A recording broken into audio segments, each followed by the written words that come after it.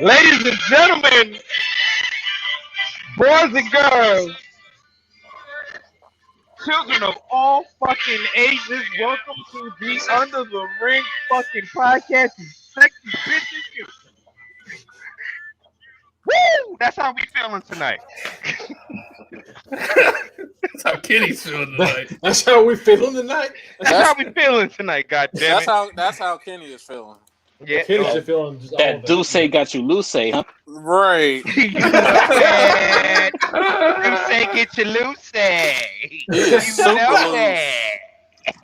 Ladies and gentlemen, boys and girls, children of all ages, welcome to the Under the Ring podcast, the most electrifying sports podcast in sports entertainment, because that's what the fuck we do. I am your boy Bow-Legged Lou this week.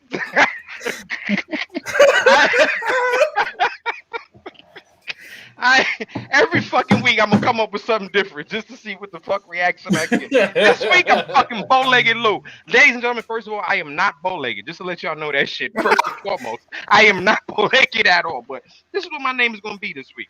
I am also half of the predictions tag team champions. Is what the fuck I am. You know what? I didn't feel like bringing the belt out tonight because I'm like, you know what? I'm just gonna save it because the next time you see this belt, it's gonna be uncrowned because I am going to be the champion because there is a fucking pay-per-view this weekend and I just know I'm gonna fucking win. That's all. End of story. And I have this shirt on because I will be asking a question later on tonight, and we all know what that question will be. So. And we'll talk about that a little bit later. Coming to us from North Augusta, South Carolina. He is the other half of the Tag Team Predictions Champion. He is our producer. He is the man who also writes for a lot of the shit that we do. Give it up for the boy. Give it up for the boy, the one, the man, the Mongo. The Mongo. Ladies and gentlemen, welcome to a apparently sexy version of the Under the Ring podcast. I don't know what the fuck's going on. It's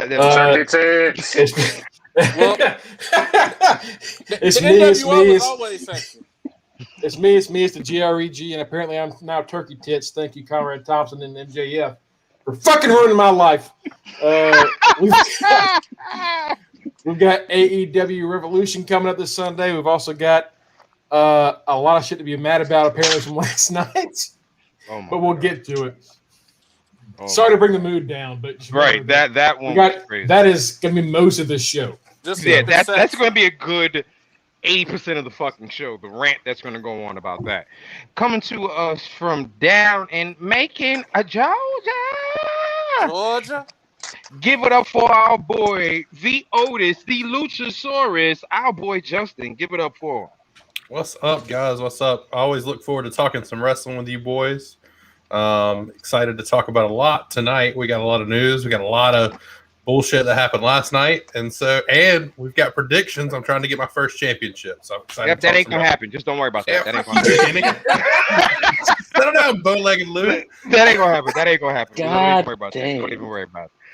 Coming to us from the NYC, the gritty, the different, the Florida of NYC, because I live here and I can say that shit now.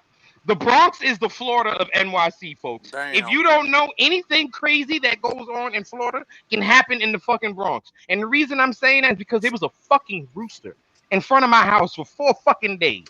A rooster. Just chill. Mongo, I'll show you the video. There was a fucking rooster chilling in front of my house. But coming to us from the BX, our boy, The Fiend, our boy, Tito. Wow. With a fuck the champs. God damn it. Give it up for Jeremy. Damn. Well, he wasn't talking to me, so I'm good. Yeah, go ahead. Oh, you guys say. Wow. Yeah. Tito J's coming back, all right? The first UTR Grand Slam champion is coming back, baby. Predictions champ as a fan, I'm coming back. Tag and heavyweight champ, I'm coming back. Here's the thing, though. That's unfair that you get to be considered a Grand Slam champ because none of us have ever been in a fucking comment. That's unfair that you get to be. I was a fan of the technically, you're the only one. You're the only Grand Slam champ. That's the only piece of bullshit. But speaking of champs, coming to us from Louisville, Kentucky, our boy, the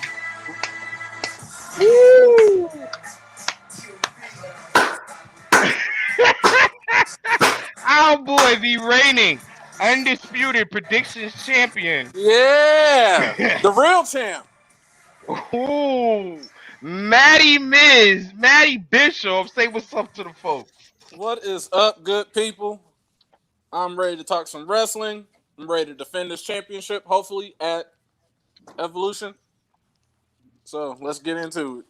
Don't hold on. Let's not big show this shit. What'd you just say? Defend it where? Evolution. No, Revolution. Revolution. Evolution.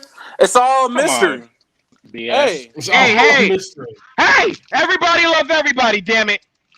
This is sexy time, UTR. We need to calm down. At least I didn't say love me, sexy, love me. At least that's what we say the WWE champion, Kenny Omega. Very much true. Revolution, Evolution, they're close. AEW and WWE aren't. So YouTube every now and then, like if you even sing a song sort of close, like you'll kind of get shit like demonetized. I'm glad to know that if Kenny ever sings a song on here, it will not sound close enough for it to actually happen. So hold on. Actually, here's the thing. I actually can sing. I just choose not to. But I'm not going to. But let's get into some goddamn wrestling right now. Let's get into one of our favorite people, or that we love here. At Hold up. What? Oh, we got another loser here with us. Somebody else who don't have a goddamn belt. Give it up for our boy, Chet Lemon from Cincinnati, Ohio. Give it up for our boy, Mike. You see this right here? You see this right here? This is what you can suck. This is what you can suck right here. The champs are on the top and the non-champs are on the bottom. But guess what, though? We got another pay-per-view coming up this weekend. You know what? I'm still going to be on the top row. And who is the longest reigning champ? Motherfucker, but you know what? Yeah, what? I'm not even going to news. Let's get into some fucking news right now. Who's the current champ, Mike? Who's the current champ? Exactly. If you don't get whoever's baby's belt, that's also back. Well, guess what? Just because you said that shit, we're going to start off with the news for you, Tito. According to news sources out there, it appears that Damian Priest will be getting a lot more TV time. Recently on Monday Night Raw, his match was exactly about 15, maybe a little bit over minutes. And you heard me complain. I said, why is this match so damn long? The reason being is they are still drawing in that Hispanic crowd. So due to that, you will definitely be seeing 15 more minutes of Bad Bunny every goddamn week.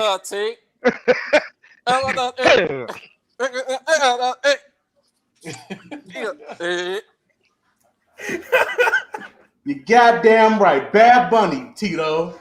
You're gonna be looking. You're gonna be seeing at least 15 more minutes of Bad Bunny. That man got pyro. I'll be on Warzone. Here's the thing, which also means this: as much as we want to make fun of Tito, it also means that the 24/7 championships are going to be held up. Great. It's holding up. I'm not worried about that belt. That belt's a joke. Regardless if it's a joke or not, it is a great gimmick belt, and the people and the person that they have running that, as far as R-Truth, is great for it. Granted, R-Truth is a legitimate contender. People need to remember that he is the first African American NWA champion. He definitely is. So he's not a joke in the ring. But at damn near 50 years old, he does know his limits and his boundaries and where his target audience is and how he's making money. And right now he's making a good bread. And he is in good favors with Vince doing what he is doing right now. Right. And you know what? I don't knock him for that. What the 24/7 championship gets defended once, he gets a real match once every month? A month? When the rest is bullshit like roll-ups and stuff like that, but he's still on weekly, so which means he's still getting paid. I don't even know that he gets a match a month. Nah, he'll get like maybe one a month. He might get a pre-show, or he might get a Raw. Honestly, since there's no live events, he's making the most money out of anybody because he would probably be getting most of his run during these live events. The 24/7 title will probably be a great live event. Right. Thing. It's like, oh, there's no house shows for you to go to, so you can do your little house show thing once every 2 weeks and still get paid. Hey, right. You know, so as much as it'd be like to say 24/7 championship is a joke, it's a good gimmick belt, yes. But I like the fact that R-Truth has pretty much owned it. Like we have solidified the fact that that's his belt. Yeah. No matter who wins it after him, that's his belt. You know what I mean? So with Bad Bunny holding it up, it's keeping it out of the hands of the GOAT. Right. I'm not happy with that. He gonna get his baby back. Great. You know what I mean? And you know he can't really, but it's going to be difficult for him to. The only way he's going to wind up getting it back is when Damian Priest finally loses. That's when it's going to finally happen. The day that Damian Priest finally loses on the main roster is when R-Truth is going to win his belt back because Bad Bunny is going to be concerned about making sure Damian Priest is okay, and then that's when R-Truth is going to come in and swoop and steal it. And then for some reason, that's going to make him a heel. Which is going to be fucked up. Yeah, because that man should never be. He should be a face for the rest of his career. Listen, the fact I'm going to take. I know I'm digressing real quick. I just want to take 2 seconds to just give the fact of how much of a genius R-Truth is. R-Truth is so much of a genius when it comes down to what he does. Brock Lesnar was backstage pitching ideas to Vince on how they can work together some more. Brock don't work with just anybody. Brock don't want to work with no one. Right. Yeah, I mean, if you're in Brock's good graces, I mean, it's almost harder to get in Brock's good graces than it is Vince's good graces. And R-Truth is in both of those. And R-Truth is in both. I don't know that there's anybody that has that much overlap. Right. Like Truth is just funny. He's a funny person. Like they have been multiple reports that says the reason that R-Truth is constantly around is for the fact that Vince fucking loves him. Vince fucking loves him. And you know what? You can't blame Vince. Since they have honestly, since they have given R-Truth pretty much his creative freedom to do whatever he wants to do, I know a lot of people are like, oh, they got him playing like a dummy and stuff like that. Okay, but you got to think about this. He has enough pulling out where he can say, no, Vince, I don't think that'll work. Right. Mm-hmm. He got over an invisible child when they did the little Jimmy stuff. I mean, he really can take anything and turn it into gold. I mean, that's the crazy part. Like, dude, his childhood hero is John Cena. Yes. And he's older than John Cena. Right. That's what makes it amazing. But he's had some good runs in the WWE that are apart from his comic stuff. Like, I mean, it's not like he can't go. Like, we've seen him go in the ring. He can go in the ring. But he is best on the mic. Right. He like, best what he's doing right now. Right. People tend to forget that R-Truth actually was a mid-card champ and a tag champ. Mm-hmm. People forget that. And he competed at one point for the big belt against Big Match John, against the top of the company when the top of the company was at his top. Right. And that was a surprisingly decent angle, considering like going into a Truth is kind of a joke because he just started doing a little Jimmy thing. That really wasn't that bad. It wasn't. And the thing about it is, during that time frame, it established Truth as a heel for that, a legit heel. Like people like a lot of people get upset that they say, "Oh, he's doing a lot of clown work or whatever." But you know what? He's doing a lot of clown work straight to the fucking bank.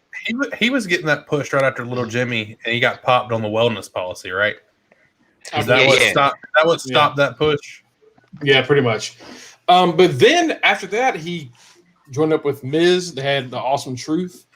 I'm pretty sure they pinned Punk. I'm pretty sure they faced The Rock and John Cena. They faced The Rock and John Cena. Like they were always given pretty great shit to work with, even after he came off of that. It's just right when the boss likes you, the boss likes you. You know.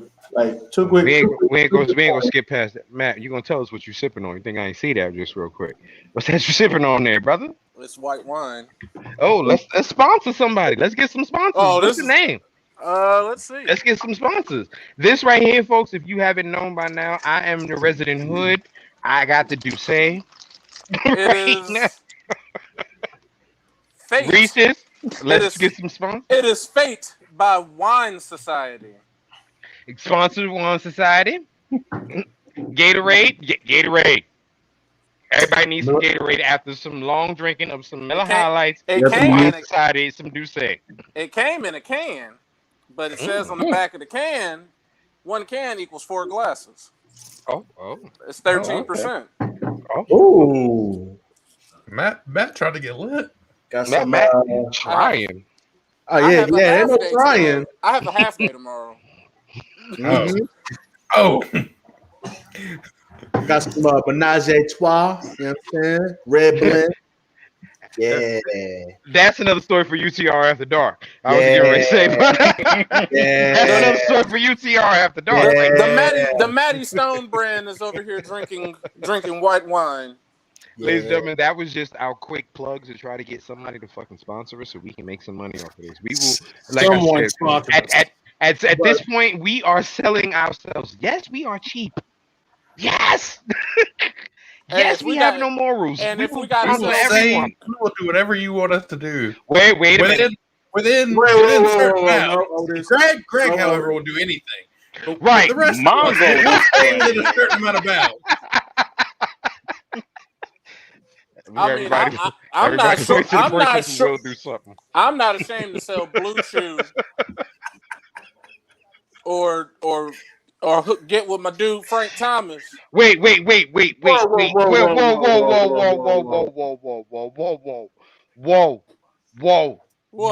Blue Chew. No, this motherfucker has painted toenails. Yeah. Mongo, what is up with you? I mean, man, you know, you just gotta treat yourself. Somebody treated you.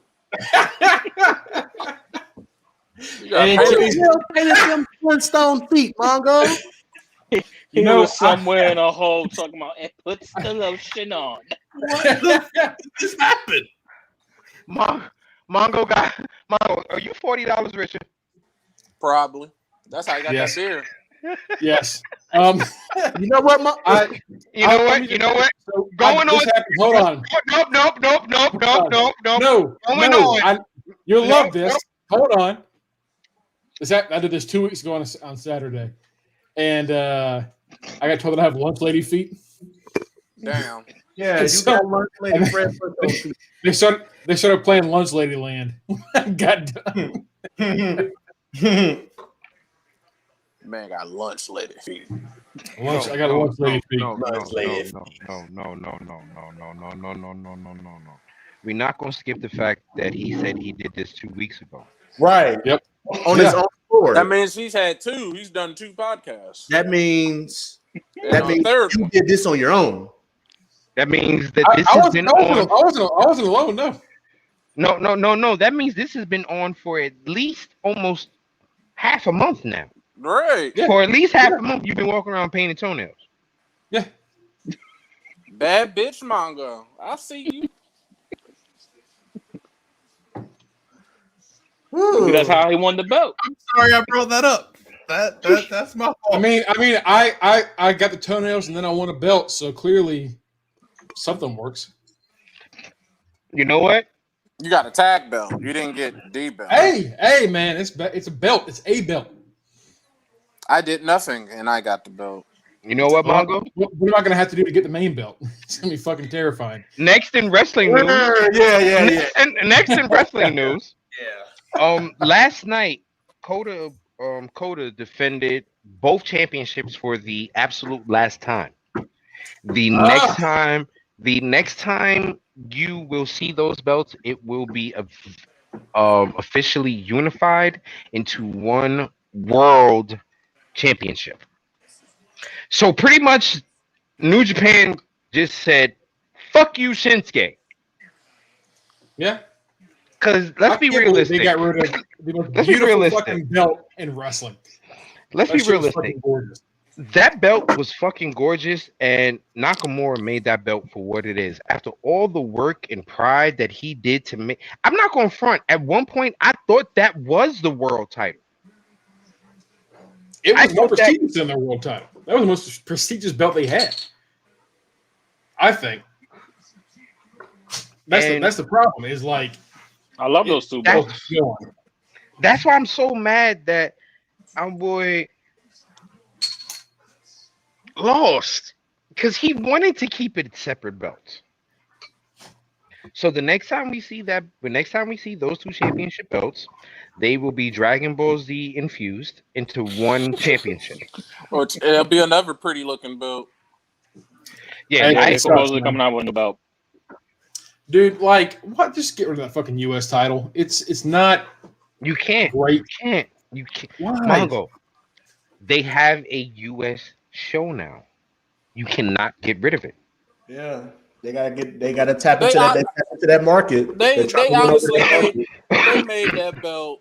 They were fucked as soon as they made that belt, because when they made it, it was made basically specifically for Kenny Omega. Mm-hmm. They thought if we give him the US title that he would stay. He got it. He still left. So then it's like, well, we got this title. If they discontinued it right after he left, then it would have been obvious. Like, oh, what was the fucking point of that belt? So then you basically got in WWE terms, the US and the Intercontinental belt are mid card. They're on the same level. You got two belts on the same level.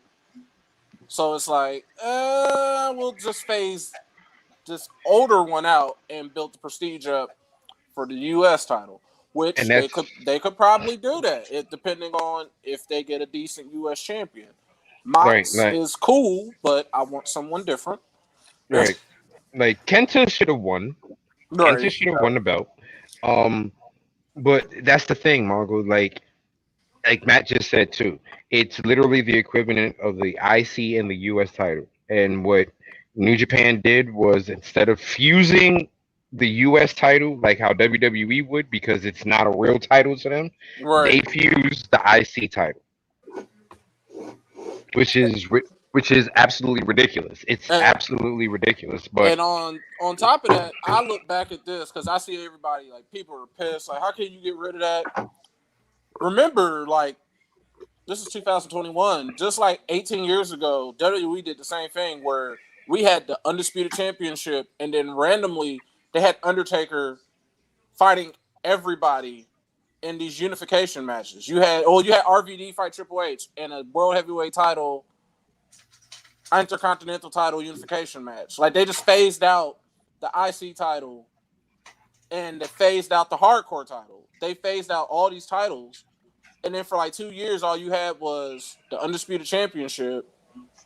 You had the World Heavyweight Championship, the WWE Championship, and a US title. And then they realized, oh, the rosters are bloated. Let's bring back the IC title. And then they had a battle royal to bring back the Intercontinental Championship. So I don't even, like, honestly, here's the thing. I don't think that title is dead. I would not be shocked if we saw them bring it back 3 to 4 years later. Why not just get, like, if you're trying to get rid of belts, why not get rid of the Never Openweight Championship? Because honestly, the Never Openweight Championship is what the Never Openweight Championship for New Japan is the NXT Championship. Apparently, because I was reading. That's more like the X title. It is because if you think about it, the Never Openweight Championship, the person who usually holds that belt eventually gets a chance and an opportunity to get towards the big belt. Right. And it puts them on the scene. The same way the NXT Championship puts you on the scene for when you go to the main roster. And that's that. I was reading earlier, they consider that their third most important title. So that shows you. Right. They're really trying to build up this U.S. title. Right. I would compare that belt more to the X Division title. But then they have a junior heavyweight championship. Yeah, I would compare. But they can get rid of the junior heavyweight championship title. Now that belt means absolutely kind of doo-doo. I'm not gonna lie. That belt, the only thing that makes New Japan has 98,000 belts. Yeah, that's what's always confused me. I'm like, what is the point? I'm like, you have a heavyweight title, and then people can move up from junior heavyweight to heavyweight, and then people can go, and then I don't think there's any type of limit for the never. It's literally like the X Division title. Right, the Neverweight Championship is anyone. Anyone that can challenge for it, that's what you can do. But they have a junior tag team championship. The Young Bucks dominated that. Right. They have a regular heavyweight tag team championship. Gallows and Anderson dominated that. All right. They have a neverweight. They have a 6-man neverweight too. I don't know who dominated that. It was Bullet Club. Okay. Bullet Club dominated. They have a 6-man neverweight too. They also have like we said, the IWGP Intercontinental and they have a bunch of fucking New Japan with their titles reminds me of the old NWA AWA days. Right. There was a million. Listen, I'm not gonna lie. I don't care what anyone says. I'm not going to say I'm my age because I do it all the time. But when I was watching wrestling back in my day, the 6-man U.S. Tag Team Championship belts were fucking fly, yo. And that's the thing. They had your world title, your TV title, like your U.S. title, your Mid-Atlantic title. Your Mid-Atlantic title, your fucking tag title, your 6-man tag title, your US. They had a subdivision for every fucking division had a fucking title. They had put 20 on Pump Number 4 title. They had a title for everything. Listen, growing up, I remember always watching matches between. Growing up, my dad was a big fan of NWA and AWA. And he was a big fan of Dusty Rhodes and tag team divisions. Okay. So growing up, I watched a lot of Rock and Roll Express versus Midnight Express matches. Right. With Jim Cornette in the corner and stuff. And the Midnight Express always had a belt. And so did the Rock and Roll Express. But they were always fighting for the Rock and Roll Express's belt. The Midnight Express had the U.S. Tag Team titles, while the Rock and Roll Express had the World Tag Team title. Okay, so they had like a mid-card title even for the tag fucking titles. It was crazy, and New Japan is exactly like that.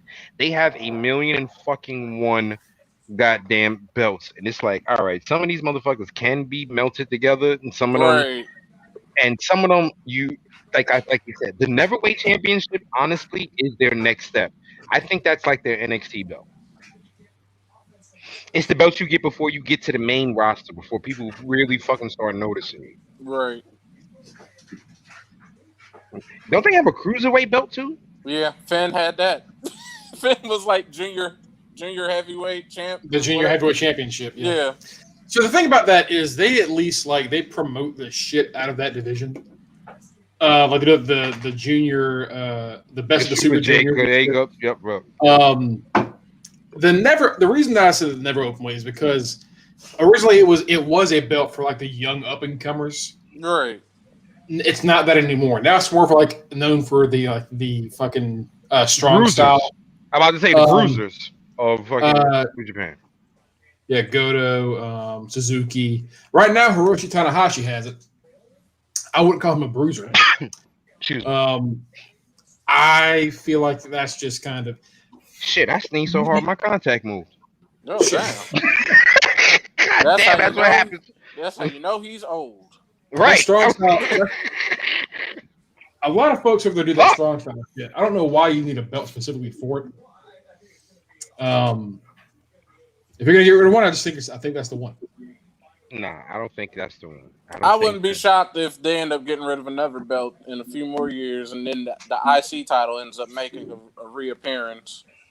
All they need is a good storyline for it to reappear.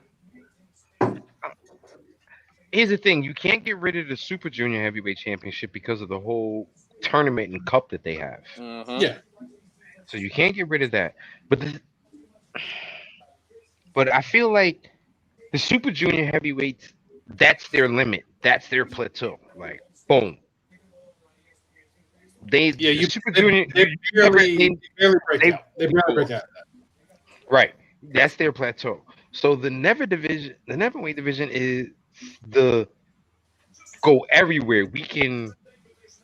It's honestly what the IC title was like. Right.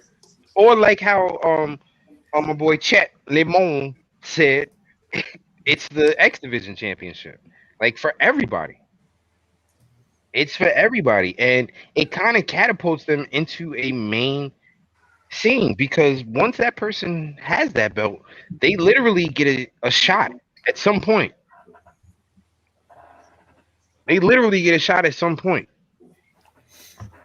Looks like the only guys to really break out of it were like Omega and now Coda. Didn't Ospreay have it once? Yeah, but he's not. I'm talking about guys that like were able to get to the top, like after that, like get it like the world championship. No, I didn't say that you automatically get the championship. I say it puts you I'm saying it definitely elevates you. It elevates you. You go from being not known to people want to know you. Yeah, but how many people have gotten that belt broken out and then been successful at the top? Is what I'm saying. Kota Ibushi, Kenny Omega, Tanahashi won it, but he won it after I think he'd already won the world or their top belt anyway. So it's weird. But you got to also think about New Japan though. They have a habit of making one person champion forever. Yeah. Which is something that NXT UK is doing. Which is a great segue to our next segment because we'll be stuck on New Japan all fucking day. All right. So, go ahead, Mongo. Kaylee Ray defended her belt against Meiko Satomura today. The boss, I think they call it the boss of everything. Well, the boss got fired. The boss lost. It's a lost boss. It's fired. After all that build up, Kaylee Ray's had this belt for damn near 600 days, I think. Man, I'm ready for her to lose. Like I don't even watch NXT UK, and I'm tired of seeing her on my Twitter feed. I do I go back and forth on it. I don't watch but I watch like every other week. And it wasn't Piper. It wasn't Meiko Satomura. I don't know who it's gonna be. Like it can't be Xia Brookside. I don't think it's gonna be Jenny. I don't know. I don't know who it's gonna be. Because Kaylee Ray's beaten everyone. She really has. But why? Damn near convincingly. They've put themselves into such a shitty corner for no damn reason. Are any of the new women in that new class going to NXT UK? Not really, no. So here's I think that's all. Here are their women. Amale. Booty. Who? I like Amale. No, she dibs. Like that's fine.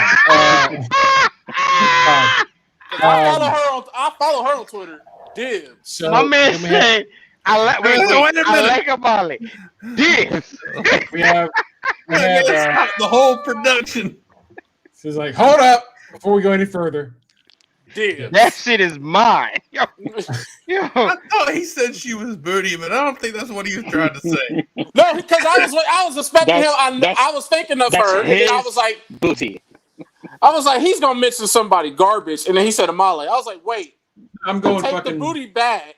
Alphabetical. Yeah, see. So Amale, we have Effie Valkyrie, Danny Luna, Isla Dawn, who is a bit more known, Jenny, Kaylee Ray, Mako Satomura, Midland McKenzie, Nina Samuels, Piper Niven, Zaya Brookside. So the ones that are most known are Piper, Mako, Kaylee Ray, Zaya, kind of, sort of, and then Isla Dawn. But she's beaten every single one of them. For why? Beaten every single motherfucker they have. 552 days. That's ridiculous. Oh my God. Why? It's like I said earlier in our chat. Losing Rhea and Tony was such a huge blow to lose those two, man. Like, I get it. Like, they had to move to NXT at some point, but goddamn, man. Like, they have not recovered from losing those two at all, man. And I mean, why didn't Piper win it? Why? Piper should have won. That's the thing is that people were like, okay, well, Piper and Kaylee Ray had a great feud, and they did. They have a great feud in the Indies. And people were like, okay, here we go. Piper's going to win this. Kaylee Ray will move on. Piper's going to dominate the division. Nope. Piper just lost, and Piper's doing nothing important now.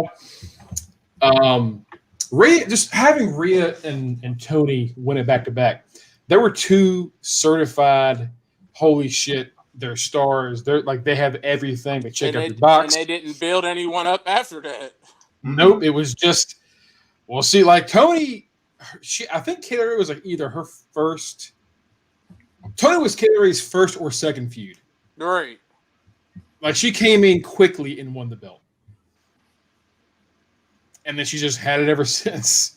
And I just don't know who is going to beat her for it. It's the same issue. To be honest, it's the same issue that AEW's having. Like, of course, you got your own UK brand, but not everyone, for example, not everyone here in the States know these women. So if you're not going to give these women a proper build, especially if they're unfamiliar to your other markets, then why should we give a shit about them? Why should we? It's the same exact problem that AEW's having with their women's division. No, AEW's having an even more fucked up problem with their women's division. Because they're coming over here. They're coming over here and beating the stars of their weekly show division. AEW is making people that we have never fucking heard of appear on my fucking television and win a fucking tournament. Okada's twin won a fucking tournament. Yeah. Got that same fucking Okada. Who the fuck is she? Everything. Can one of y'all, can any one of y'all on this podcast look into y'all cameras and look me in my face and tell me you have seen one match that Okada's twin has ever fucking been in besides last night on fucking AEW? Yeah. What fucking match? I'm lying like a motherfucker. Exactly. Yeah, Mongo, you watch every fucking thing, Mongo. Have you ever seen a match with that little dude before last night? That little dude. From across the street. Little dude. That's the name of this episode. From that across the dude. country. I'll be honest. I'll be 100% honest. I've never fucking seen that person until this tournament. Damn. And then, you know what? I'm sorry. I know we were talking about something. I'm I know we were talking about something else, but fuck it. We might as well go into it because me and Mike was talking about this shit last night. Hold on. Let me start. Oh, shit. Now, honestly, folks, hold on. That ruined that whole tournament. Hold on. Hurry up! The fire's building. I got a lot of rage. Hurry up! All right, and go. All right, ladies and gentlemen, boys and girls, children of all ages, what the fuck is AEW doing? Why the fuck would you have somebody that no one knows win your fucking tournament, bro. Like, seriously. That's Why the fuck would you do that to your own division? And then you, at the end of that fucking bullshit ass tournament that you had her and fucking Sheeta do a forearm smash into each other's face? For what? What the fuck did that prove? That they're crazy? Absolutely nothing. Shit. Well, that's how you Who ruin. are they? Who That's are how they? you ruin a division in What a if she tournament. beat Sheeta? It wouldn't. I mean, Yo, and that's the thing, Justin. What you just said is the problem. Mhm. That is a very good possibility. Right. She could beat Sheeta. AEW. Look at me. Look at me. AEW. Look at me. Look at me. Look at me. Look at me. Look at me. AEW. Look. Drink down. Smoke. Look at me, AEW. Stop depending on your fucking viewers to know who Japanese wrestlers are. None of them knew. I went wrestling Twitter. The people, their diehards, had no idea who any of those girls were, besides the weird one.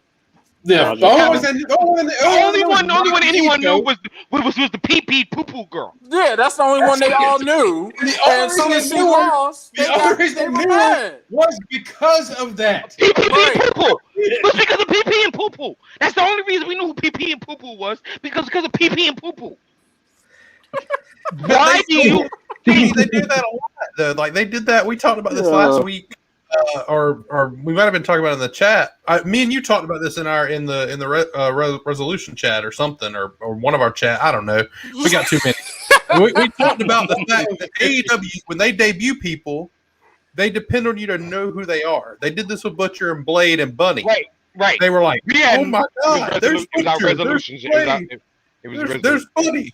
Who is that?" They did it with Dark Order. They are. That's fucking Teddy Roosevelt, for all I know. When I saw Dark Order, I said, "Who the fuck are these assholes?"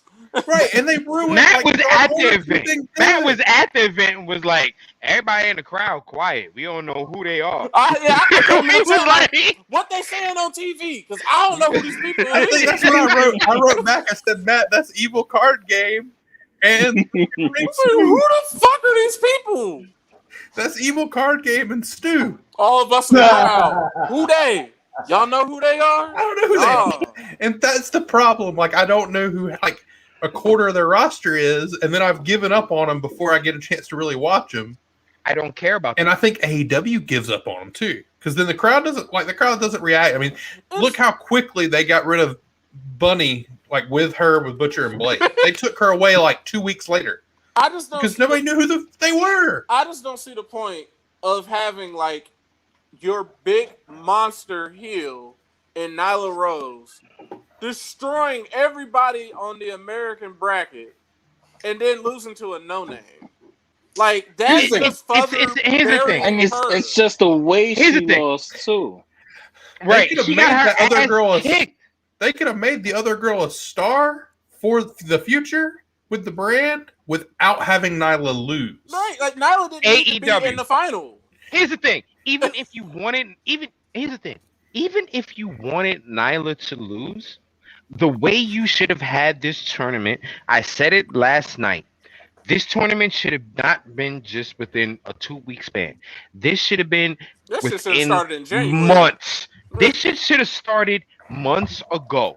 And I should have been able to watch the matches. I should have been able to watch every single match, because if you really wanted to have a Japan versus US, every matchup should have had a US competitor versus a Japan competitor on the fucking television show.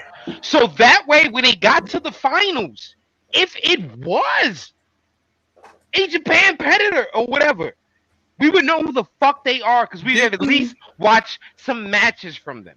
And didn't Pee Pee Poo Poo lose in the first round? Yeah, she did. She lost in the opening round. Everybody everyone to see her. Everyone wanted to see Maki Ito win just for the fucking chaos of it, and then she didn't even get past one fucking round, and that was it. And Cody's come out and be like, "Yeah, we're really impressed with Maki Ito. We're going to see her get an AEW for one match, for what?" And then they had a tag match. No one saw these matches because they were either on Dark or they just YouTube. weren't shown. Or You had put these matches on your fucking network show. Also, do you remember Tony Khan? You're a dickhead for that. I said it. So what? We on the same channel right now, Twitch. I know you got people watching. You're a dickhead for that. Really Straight is. like that, bro. You really are. Like, we don't know who these Japanese stars are. I'm not saying they're bums. They probably, you know what? They probably put on great fucking matches. But we don't know that. We don't know that.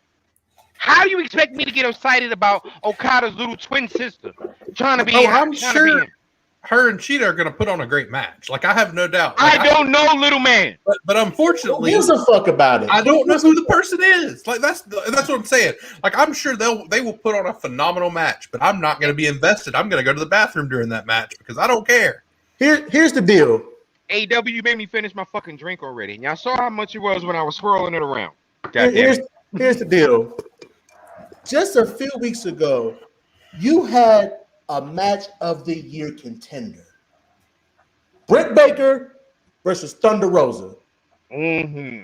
That match was clearly the best match in the women's division for AEW. Guess what they'll be like? Since they have started. Since they have fucking started. Yeah. To this date. And honestly, their guess second what best they'll be match. like? Hold up. Nope. I'm sorry, Mike, because you are the best match that AEW has seen has been Serena Deeb versus fucking Thunder Rosa. Two people who weren't for the women. Two people who weren't even fucking in their goddamn promotion. Mm-hmm. And That's exactly. And guess where Britt Baker and Thunder Rosa will be wrestling at this Sunday? They're on the fucking pre-show. Well, that's fucking pre-show. Yeah, that's just shows how they don't. It's many people on wrestling Twitter that bash them for how they handle the women in general. Didn't Britt and Nyla go and put on a great match? I was bring that up, Justin. Britt and Nyla had a hell of a match. I was gonna say that's probably their third best match. It wasn't as good as Britt and Thunder, but God, it was great, and it showed. Nyla Rose showed in this tournament how great she actually is in the ring. She is actually very good. She's better than I think people gave her credit for. Yeah, and just really to have her just get blown away, and she had some offense, but it wasn't enough. It was not enough. Why is her with this Asian girls? I don't know. Another thing, she lost to Riho. Then she won it back. Then she won it. Lost to Hikaru Shida. She's lost to Rio. She got her ass beat by Shida. Yeah, she got her ass whooped. Yeah. Got her ass kicked. Another thing is they built up Rio Mizunami as an MMA expert. I don't see that. Right. Hold on. I don't see that. Hold on. What is her record in MMA? Anyone want to guess? I will say it is. I'm saying, hold on, I got it right here. She is 3-8. I bet you. A losing fucking record. She's 0-1. Oh my God. I gave her too many. Oh my God. She got tapped out in 1 minute and 5 seconds. Oh my God. Okay. And she's an MMA expert? MMA expert. So now here's the thing. You know what? WWE did the same shit. Hold on. In defense of that, how many of us on this motherfucking podcast have ever trained for a 15-minute street fight? Because that's all MMA is. How many of us on this podcast have ever trained for a 15-minute street fight? I know my ass. I understand. What I'm saying is one fight. I'm just saying one fight. You're an expert. Yes, she is CM Punk. Like no, CM Punk got 2. He got the shit beat out of him twice. Oh, I'm sure she'll get that second one. Like the other girls in the 4 Horsewomen, they said that they were experts and they barely had any fights. They just look scary. Like WWE did the same thing, but they had at least more than one fight. Can we all agree that? Can we all agree that Brock Lesnar is actually an MMA expert because he's definitely had more wins than losses in his MMA career? That man can be anything he wants. Okay. I am not going to say Brock Lesnar's anything negative ever because I don't want to die. I feel like Mr. Brock, if you're watching, Uncle Brock, we love you. Right. Yeah. He can sponsor us, Uncle Brock. You rock. He can kill you just by thinking about it. But so I want to real quick. Y'all keep talking about it. I want to go through this fucking tournament real quick. But y'all keep talking about it because it's gonna take me a second. I want to pull up these fucking results. So Mongo, what results? to your what point, results? to your horsewomen point, Mongo. And Kenny and I was talking about this last night. Britt Baker, Thunder Rosa, Nyla Rose, Big Swole. That's your fucking 4 horsewomen right there, AEW. Well, they don't care because they don't have anyone that even. Well, the bad part, honestly, with AEW's women's division is you have a guy running it. Mm-hmm. And Kenny Omega. Yeah. That's the first. If you hold on. Hold on. He's not running it anymore. Yeah, Tony Khan is running it, ain't it? That's he ain't no. It's not any better. Yeah, it's no better, but still, but also, and when we talk about Nyla, she was an actor before she got on to AEW. Mm-hmm. Kenny and I was discussing this last night. Nyla could be their Miz. Really, she could be their version of Miz. Like she already has the LGBTQ community behind her. And she has the whole fucking country behind her. She was an actress in Canada. Mm-hmm. So if you mess those two things together, her acting skills with her wrestling skills, you have a bona fide star. Cody hosts that dumbass show. What is it? Go Big Show? Oh, the Go Big Guess Show. who should be hosting First that? of all, has anybody watched that shit? No. Guess who should be the host of that? He is a dick on that fucking show. They filmed that in He is a fucking asshole on that show. They filmed that here. It was kind of cool. Whatever. Oh, damn. Justin was on it, y'all, so I can play. I got the thing like I could have gone, but I didn't because I didn't want to waste my night. There was a motherfucker with one arm using a bow and arrow, and he said, I thought it was going to be more dangerous. Motherfucker, I got one arm! What do you want me to do? Cut my other arm off and then shoot it? Yes. But my point to that is you could have Nyla host that show. She would be a great host for that show. Like I just said, great people. Not only you will have the LGBTQ community there, you will have the Canadian community there, you will have the US platform there. She is a superstar. You know this. Use her. The 4 women you just named can all be superstars. Yeah. Here's the thing. The thing is, like you were saying last night, the 4 women that y'all named for like the 4 horsewomen of AEW, they all target their own market and demographic, and that's all it's about.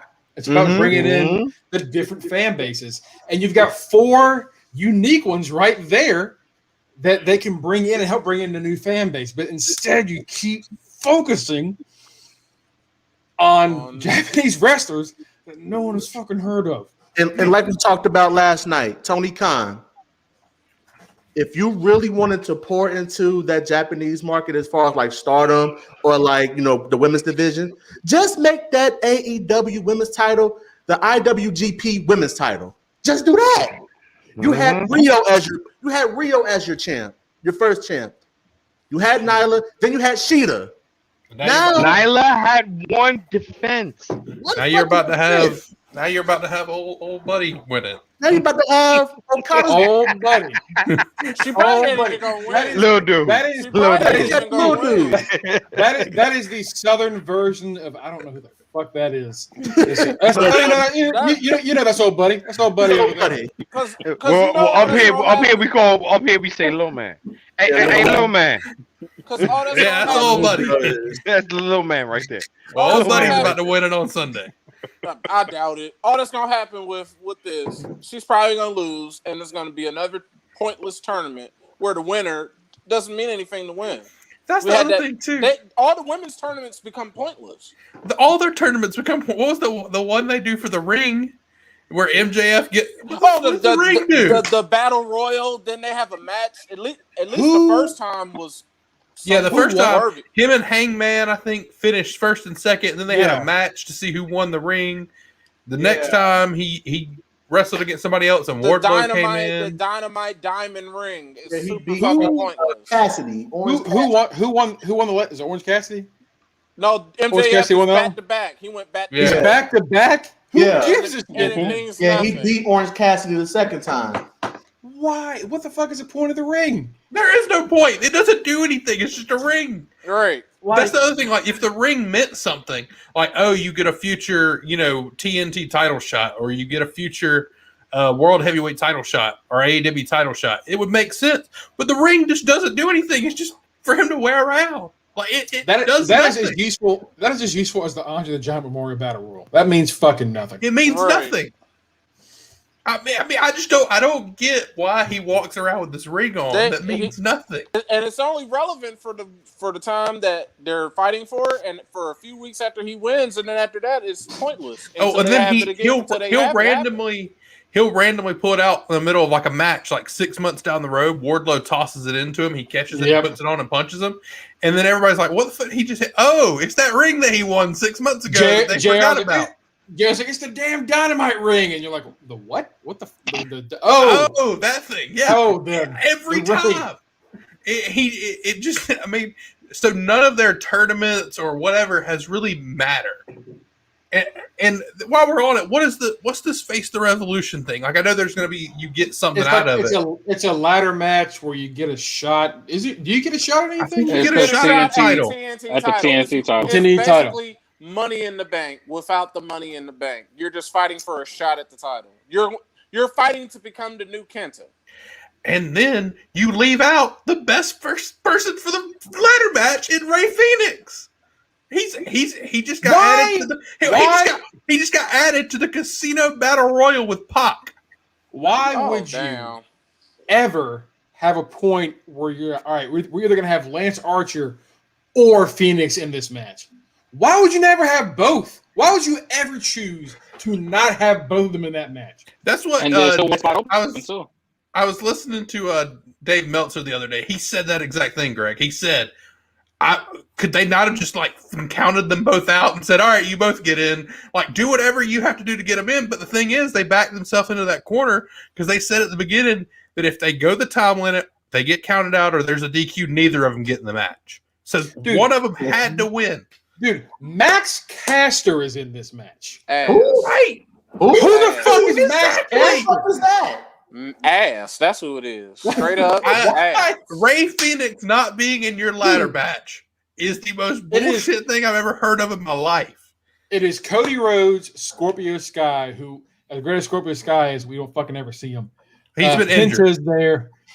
Has he been injured? At least Scorpio's been hurt. Been injured. Penta's in, Archer's in. Then it's Max Caster. Also, and then a mystery competitor. Why are you putting who was probably Ethan Page? Why are you putting Penta and Scorpio, who are both coming off pretty solid injuries, into a fucking ladder match, and you're not putting Rey Fenix in? I don't get it. Watch the mystery person be Ryback. That's what I told them in the chat. Also, I'm gonna be so angry if it's Ryback. Also, why is Pac not in this? Like, I don't know why Cody instead is in. Cody they're going into run.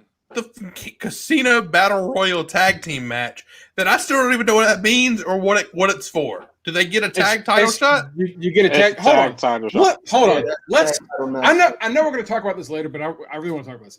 I'm going to name every team in this fucking tournament in this little battle royal. Oh, it's stacked. I'm going to name powerful Bear Country, the ass. Dark Order, Bear ass, dark ass, the Dark Order Part 2, Dark Order, Dark Ass Part 2, the Inner Circle, Inner Ass, Butcher the Blade, Private Party, Private Ass, Inner Ass.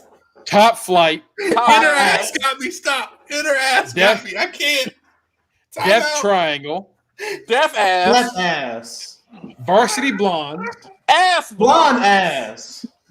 The Side L Brothers. Who? The ass brother. Matt Sydal apparently has a brother, and they're now a tag team. And they're both ass. SoCal, inner ass got me. SoCal Uncensored. So ass uncensored, baby. The Natural Nightmares. The natural ass. The Chaos Project. The ass project. The ass nightmare. The Or Gun ass project. The Gun Club. The gun ass. Hold on. Club. Stop. That is 14 teams and a to-be-announced team. Well, in the to-be-announced team, Pac and Phoenix? It's not official yet, apparently. So they announced earlier, like within the last couple hours, they announced it's going to be Pac and Phoenix. Okay, Jurassic Express on FTR? They're not listed. So it's Pac and Phoenix. Okay, so it's Pac and Phoenix is the 15th team. Why? But there's some good teams in there. I know Matt said a lot of ass things, but like there's there are four or good five. teams. It doesn't matter. There's 4 or 5 teams that are really good. Yeah, there's 4 to 5 good teams. And then there's a bunch of ass. It just doesn't. No.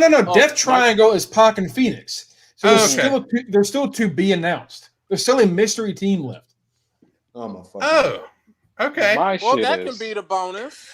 So we all know that Paul White came out and said there's a huge star going to be signing at Revolution, right? Yes. Right. Any ideas who that is? We're gonna talk about that, but no, it's not Ethan Page because he said he was a Hall of Fame worthy person. So Ethan Page is Page is Hall of Fame worthy. He ripped the heart out. Ethan, the Karate Man ripped the heart out. Two different people. That man died a Hall of Fame death. Ethan Page is going to be in that ladder match. Is my guess. That is going to be. My guess is either Scott Steiner or Kurt Angle. I'm going with Kurt Angle. Because, I will say, I will give my great breakdowns that I always love to mind fuck y'all. We'll get to that later when we talk about predictions. But we just got off really off topic just because what the fuck is going on? This pay-per-view does not look like a good pay-per-view. That whole match is one big old heaping of butter pecan ass. Why is that on the main card? That should be a pre-show match. It should be a pre-show. Your pre-show match is Reba and Britt Baker versus Thunder Rosa and Riho. And that's why I don't blame Big Swole for saying I was not. That's why I'm not here. She's like, I'm not dealing with this. Yes, Swole's apparently pissed off and for good reason. But you see, my shit is AEW has these rankings that they put out every week. Why they don't matter. They don't matter. 4 fucking teams fighting instead of 100 fucking teams in that match. Like, why is Ring of Honor, who is currently in the fucking mud, why are they doing the real sports-based presentation better than you? Why? They brought back when that is what you promised and you just didn't do it from day one. So Pac is your second contender for the title, for the singles titles, and you just threw him into a casino battle royal instead of the ladder match. Yep. They swore Miro down at those somehow Miro's in the top 5. What has he done? Has he won a match? Has he wrestled? He's 2-0. The rankings. He's 2-0. Don't mean nothing anymore. Against what? Chuck and Trent Beretta? Who the fuck is he beating? No, look, Kenny Omega's 1-0. Darby's 2-0. Mox is 3-0. Pac is 3-0. Page is 2-0. Cody's 2-0. And Miro's 2-0. That's your top 5 plus the 2 champs. So nobody in AEW has had more than 3 matches this year, according to this. Their rankings in terms of winning. Darby, all Darby is doing is getting dragged in a body bag, or he's in promos with his dad half the time. So then the women's rankings is Sheeta, then it's Nyla, Red Velvet, Old Buddy, then Britt Baker, and somebody else. Old Buddy's 3rd overall in their rankings this week. That's because she's going to be the one that gets in the title match. 3rd overall behind 2 people that didn't win the tournament. What the fuck? Why? And then your tag teams. What's the point of rankings if you're having tournaments every other month? Determining a number 1 contender. Right. So then your tag teams it's the Young Bucks are the champs. They're 1-0 on the year. Woo. Then it's Chris Jericho, MJF. They're 3-0. SCU's 5-0. Jurassic Express is 4-0, FTR 2-0, Top Flight 4-0. So again, didn't SCU say that they lost, they would split up? Maybe. Well, they haven't lost. Well, and then on top of that, they actually look at the records of when they have trios matches. Because when FTR and Tully came out, they were like, their trios record is 1-0. I don't know why they keep a trios record. Why does a trios record matter? You don't have fucking belts. Title. Yeah, so they have different, and that's the thing. That's the way they get around some of the stuff. Is like, so Kenny Omega is like 1-0, but he's actually wrestled like 7 matches, but they've all been trios or tag teams, so it doesn't count towards his actual record. And like, look, if that's what you're going for, that's fine. But like Matt said, what's the point of having the rankings if you're not going to go by them? If you're just going to put on a tournament to decide who's your number one contender? And Cody swears that they are on equal footing with WWE.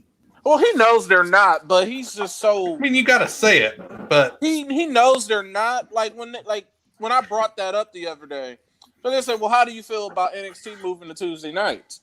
And he's just like, "Well, we have AEW Dark come on Tuesday, so I guess we're gonna have competition now." I think he really feels that way. I think he really feels that.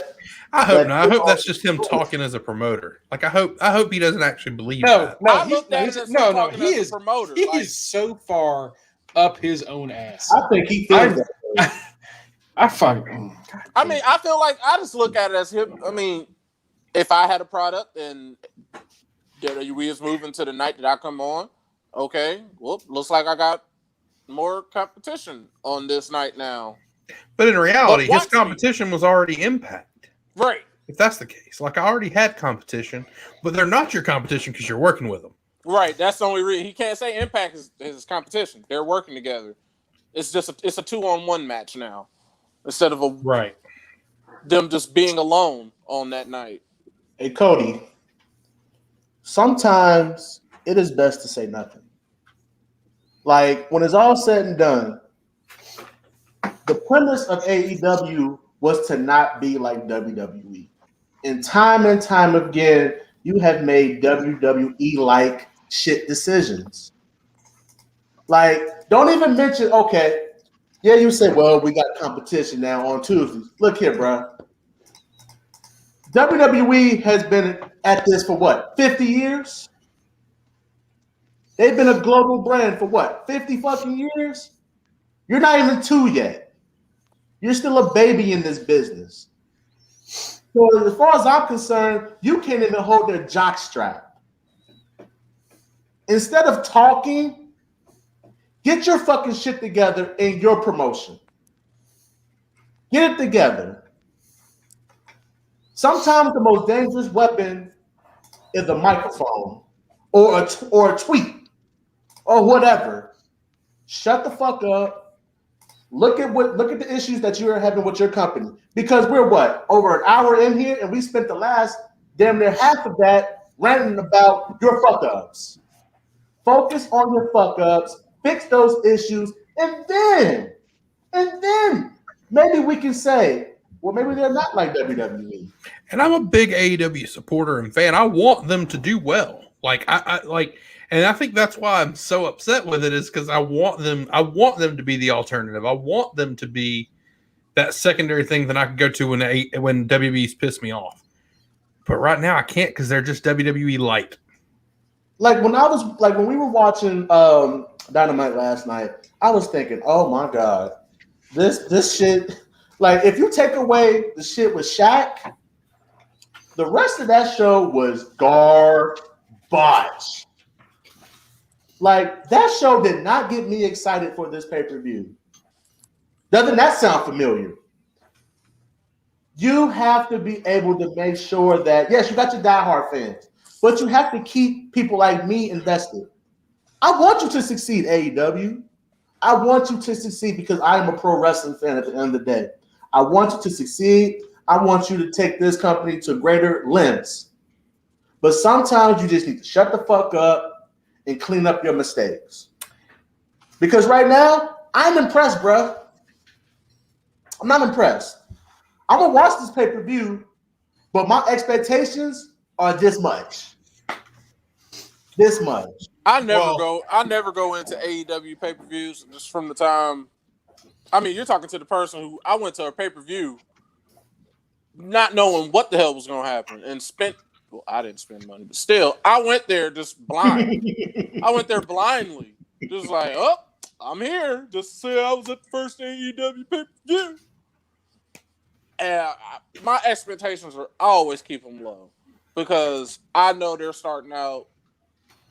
They're like you said, they're not even in year 2, so I don't get my hopes up. A lot of stuff they exceed my expectations just based off of the people they're able to gain because of WWE's fuck ups. WWE's fuck ups are AEW's gains. Like, all right, you fucked around and let FTR go. Cool. You Mox said he was tired of WWE. He shows up. It's like, all right, you got Miro. You're getting these people. Now you need to capitalize and make them work for them. That's my whole thing. Make them work for them. I don't. The thing is, as much as I love Miro, I don't like seeing him just floundering around, being friends with whatever his name is. Kip Sabian. Kip Sabian. Kip Sabian. Super bad. Super ass. Basically. And that's the thing, like they're falling into a lot of the pitfalls that we saw with when TNA was coming up. Yeah, pick the old WWE guys up. Same, right. They pick up, and not even like old like they picked up a lot of the right WWE guys. Let's be honest, like Miro, Mox. I mean, they picked up some of the right ones, but they've also went and broke the bank for Sean Spears, who's such a hot commodity, baby. So Mr. Hot Commodity, horseman. Right. So you get Mr. Hot Commodity, you get Sting. They've gone and I mean, it's just a lot of the old guys like they're wanting to push around. It's just to me, they're falling into a lot of what TNA did when they were trying to go head to head with WB when Hogan came in. And the bad part about it is they have unlimited money. Right, moved Tony it Khan to what? Isn't going to be broke. Their Khans will never be broke. Right. And that is the one good thing that's in their favor because they probably won't like TNA failed because they didn't have any more money because they did stupid shit. But like, so they have the ability to fail and learn and continue, whereas TNA really didn't have that opportunity. Obviously, they've kind of resurrected themselves with Impact, and it's a great product now. But they've still got some of the same shortfalls of not having the money to go do things. Right, they can't. And match a lot of their offers. talent, right? They can't match any offers when they build the talent, but they do a lot of other things really well. And I really think that's where AEW has to capitalize on that relationship with Impact. Right, is figure out how to build the stars you have because they've got like people that we had not really like that didn't really have the stage in America before now that they do. Look at Luchasaurus should be a star. Jungle Boy should be a star. Pac is another great one that WB screwed up on that they can have a great run with him. Darby is another homegrown talent for them that can be phenomenal. There's just their roster is loaded, but we don't see the right people. They shove them on Dark, and you get 50 matches on Dark every week instead of the showcase. The only time we've really seen Miro is when he was doing that stupid wedding with Kip Sabian, or when he's doing some bullshit with Trent and Orange Cassidy. The one person they handled so great, and I feel like they probably did this on their own, is Dustin Rhodes. Because remember when they started out, we saw Dustin all the time on TV, and then he slowly but surely disappeared off TV, and then we never saw him again. He trains the women. Because anytime when I listen to their podcast with any of the women, they're like, "Oh, Dustin is so great. He helps us. He's basically the Fit Finley of AEW because Fit Finley and WWE worked with all the women. Yeah, and maybe put him in charge of the women. Someone has some type of experience. They've done well. They were for a while there. They did well with Adam Page. When he just started doing the drinking and I don't give a shit stuff. And even now he's kind of floundering. But like, what the hell are you? What are you? And now you have him feuding with Matt Hardy over money.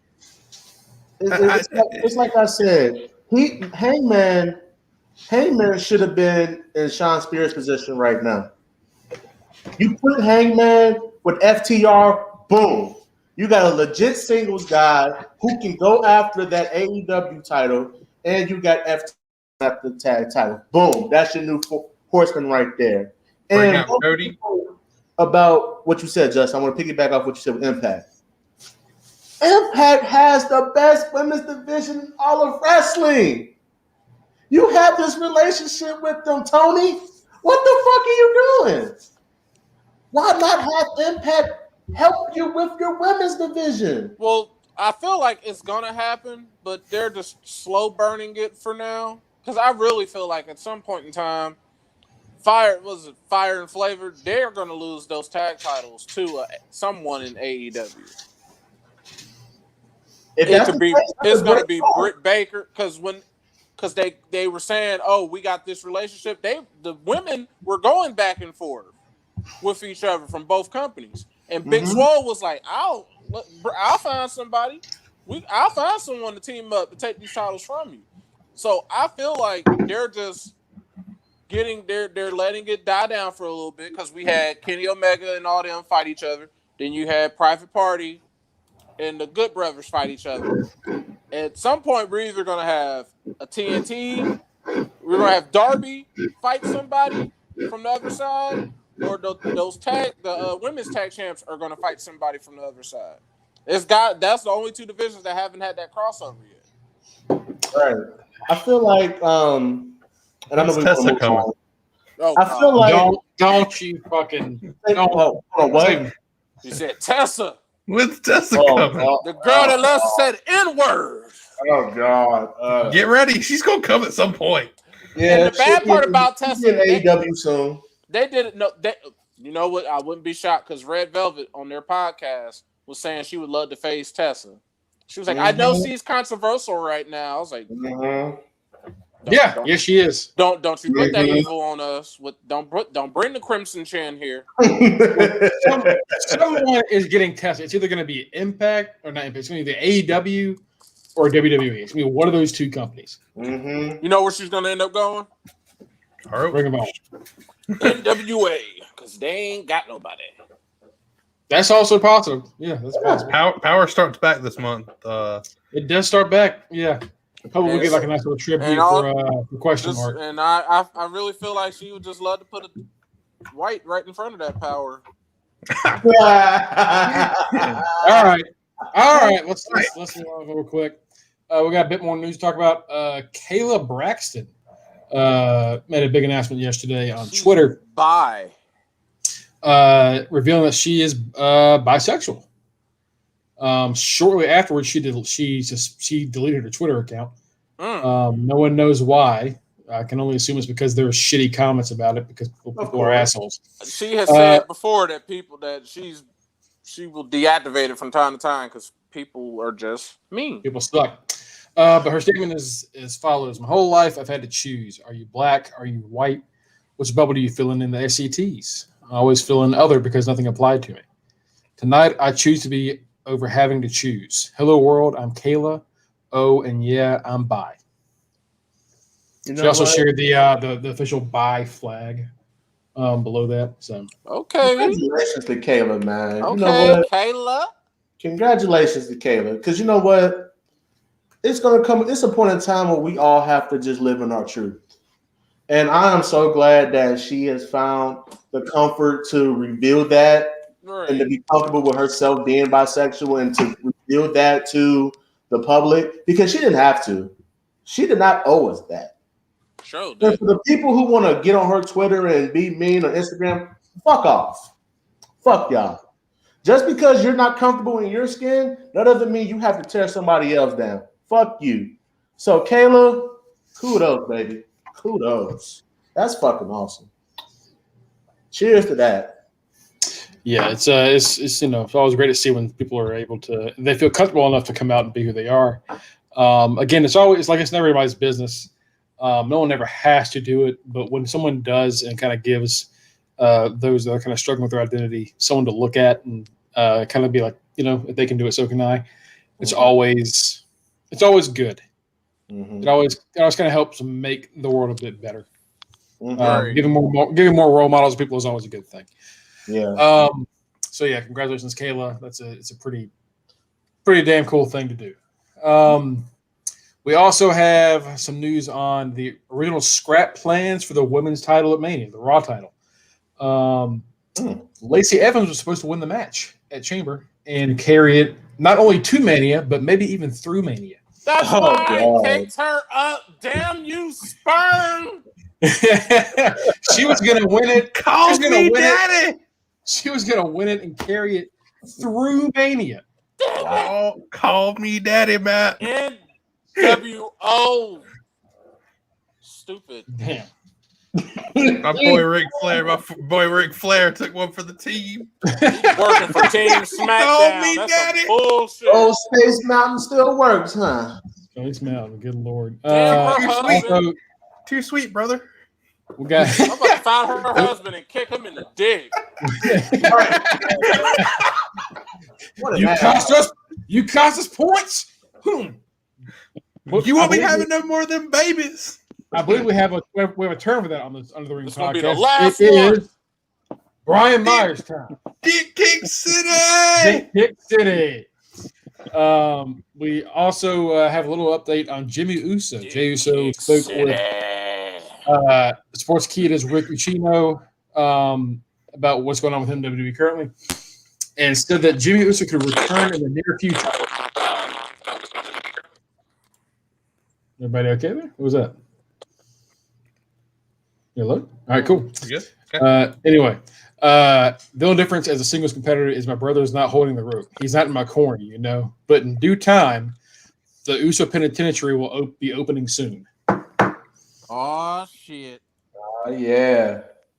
You know what? Time for me and I'm Jack glad to return. that Oos had it looks like Oos has got himself together, you know.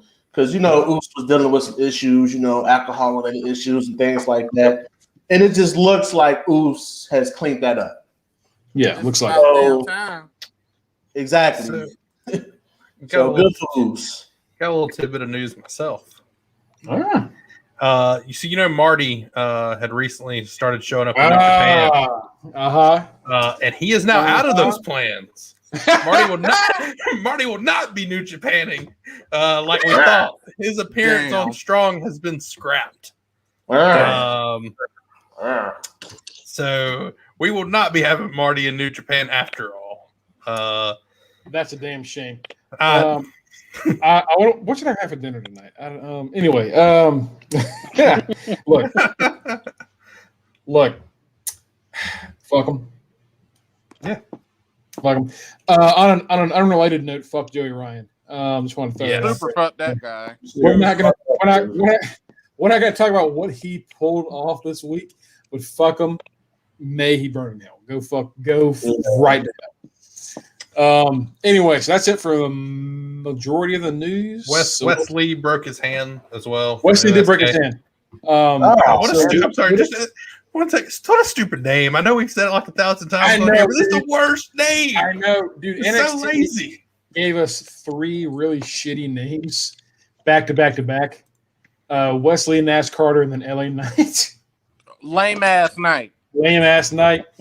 Not great. I don't know who's coming up with that stuff, but not great. Wesley is just the laziest name ever.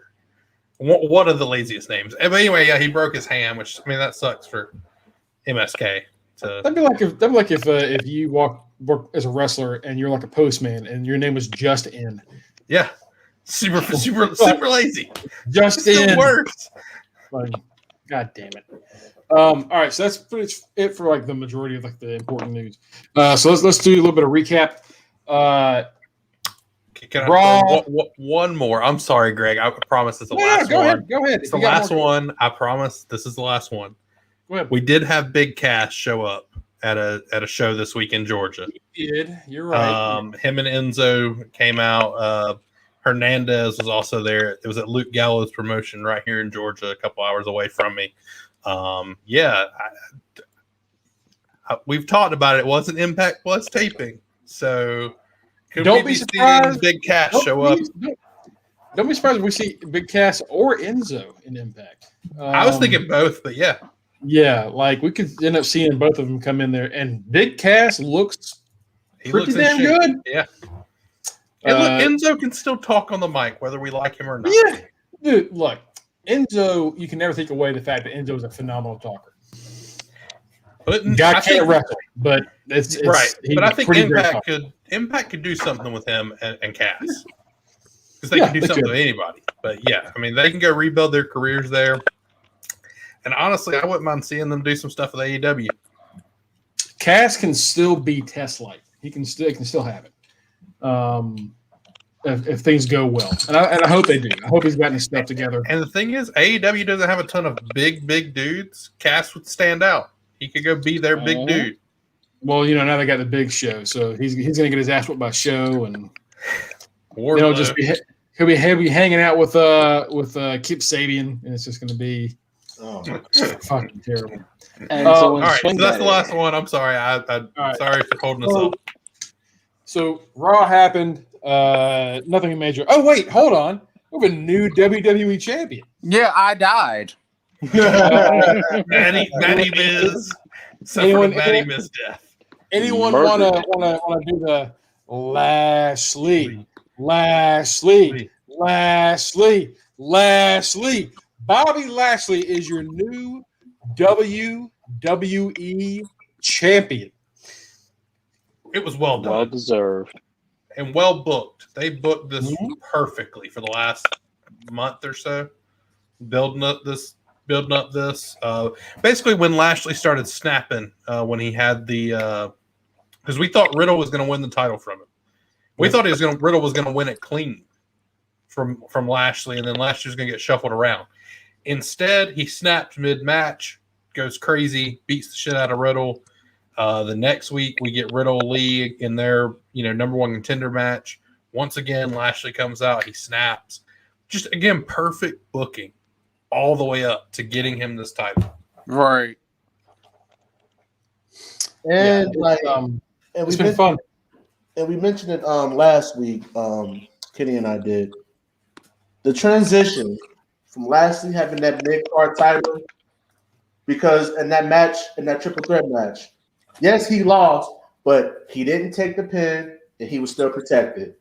He took a crutch to the back to get him out of the ring for 3 seconds. That's all it was down for, was 3 seconds. Like, that was the only way that he could have been beaten in that situation. That was done perfectly. And the fact that he made a pact with Miz that exact same night, and boom, he's automatically inserted himself into the WWE title picture. Miz is getting Bad Bunny at WrestleMania. And speaking of Miz, that just shows right there. Well, first of all, Miz is the MVP of Raw. He's the MVP of Raw to me. Like, he made all of this possible. And the fact that he did it within 2 weeks is fucking awesome. And I'm sorry, Justin, I just want to make this. You're good. Also, MVP. We talked about it on the podcast last week about the importance of managers. Managers are still such an important factor in professional wrestling. The best thing that could have happened to Lashley was getting paired up with MVP. Because just a couple years ago, fucking Lashley was fucking around having his fake sisters appear on Raw. Like, he had to ignore that bullshit to get to this point. So kudos to Miz and kudos to MVP. Miz is their company's best Swiss Army knife. Mm-hmm. He can do anything. Mm-hmm. And the funny thing is if you'd asked me 5 years ago what I thought of the Miz, I'd have probably told you, he's terrible. Like, he wasn't very good, and he's a waste of TV time. Maybe a little bit. I don't know if it's quite 5 years, but in the last 3 years, he has been the best thing that WWE has had, in my opinion. Outside of maybe Roman's new character they've developed for him, but consistently, the Miz has been the best thing going. Everything that he has touched has been the most important thing in the company at that time. Whether that be the Intercontinental title for as long as he had it, whether it was the United States title, whether it was Money in the Bank, whether it was this WWE title. Every time that he has gone after something, it has been the most important thing in the company. Hell, he made me care about a Shane McMahon match at WrestleMania. And they put on one hell of a match. Like, they had a great match. And so, I mean, you really just can't even say enough about what MVP has done. But do want to switch over to Lashley, man. This is everything we wanted for Bobby Lashley since he came back to this company.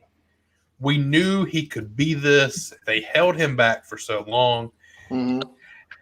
They put him with MVP, and the two of them are money. They're gold together. Shelton and Cedric. You know, when they brought Shelton back, that was another one that they completely screwed up on bringing him back. They bring him back and stick him in a tag team with Chad Gable. That doesn't work out. After breaking up American Alpha. After breaking up American Alpha, you basically create Team America again, or whatever it was, with him and Charlie Haas. Then you got Cedric Alexander. He was floating around cruiserweight. Then you throw him in a tag team with Ricochet. That breaks up in a couple months. It wasn't working out. MVP takes the three of the most underutilized talents in that company, gets them all titles, and then takes the mid-card champion and turns him into the WWE champion. It has been a fun thing to watch the Hurt Business. And the thing is, they were teasing a Hurt Business breakup like 3 weeks ago. Right. And now it looks like they're in total cohesion. They've got all the gold. And I hope this lasts as long as possible because I've enjoyed it. And you know who should get credit for this? Us. Because who booked this months ago? We did. We said it. WWE, put all the belts on the Hurt Business. We said it. You got Cedric Alexander. You got Shelton, tag titles. You got Bobby Lashley. He had the U.S. belt. Now he has the WWE title. This is perfect. They have control of two of the three major belts on Raw. And the only reason they don't have the other one is because Bobby dropped it to go after the Right.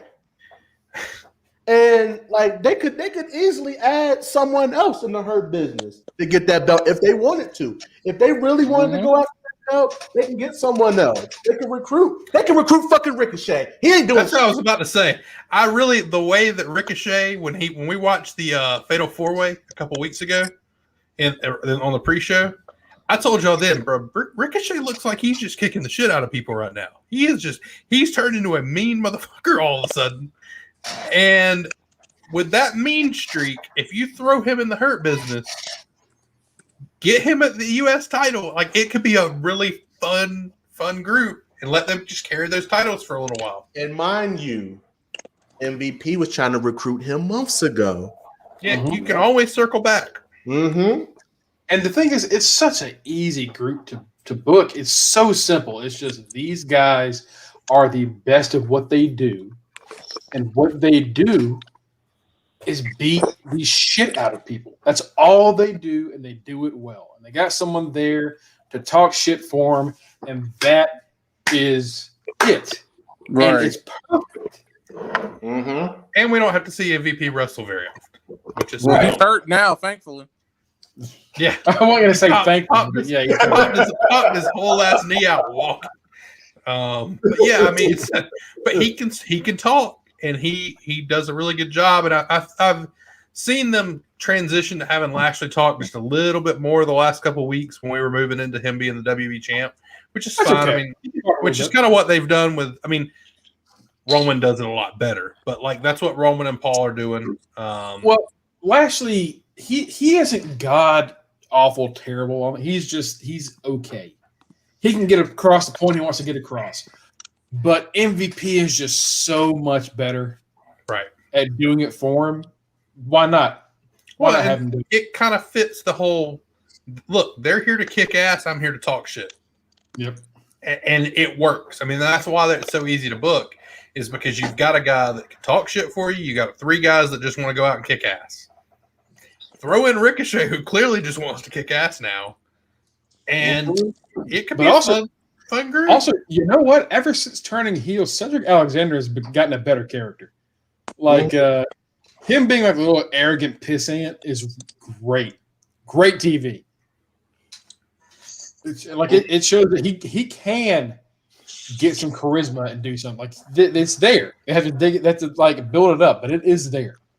I hope Lashley holds this belt for a while. I don't want him to lose it at Mania. No, I'm scared he will. I want him to hold this belt to at least SummerSlam. I'd like that. I don't know that it happens, but I'd like it. Just because I think he deserves it, right? Like he deserves a substantial run. Absolutely. Yeah. And sadly, I do think Drew's probably going to win it back at Mania. Damn right. NWO will love that. Right. But I think the right call, and this isn't from fantasy purpose, but the right call is to let him win at Mania and hold that belt to SummerSlam. Yeah. And then maybe have lose it to Keith Lee. Whoever it may be. Heck, throw Keith Lee as your fourth member of Hurt Business. And let that be your U.S. champ. Maybe. Yeah. Turn him heel, give him a little bit of a mean streak, and let it run. And then you get the SummerSlam. Keith Lee turns on him. You get a Keith Lee versus Bobby Lashley. Evolution kind of feel. I would rather have Keith Lee be the leader of a stable than be just part of one. I agree, and that's why I thought he should have been the head of Retribution. Mm-hmm. Without all the mask and shit. That's where they fucked up at. Yeah. I will stand by my belief that Mustafa Ali running that group made sense when it happened, but it has just gone to shit. I thought that it doesn't make sense anymore. I thought that what Dr. Featherstone, is that the guy that you had on a couple weeks ago, Greg? I thought his point of doing it similar to the Dark Order made more sense.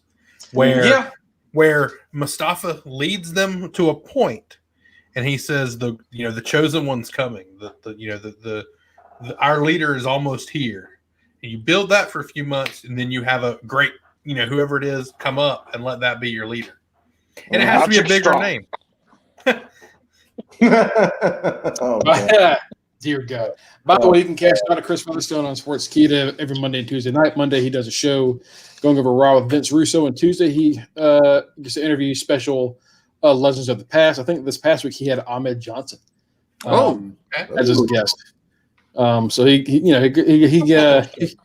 makes some good work. He does some good work.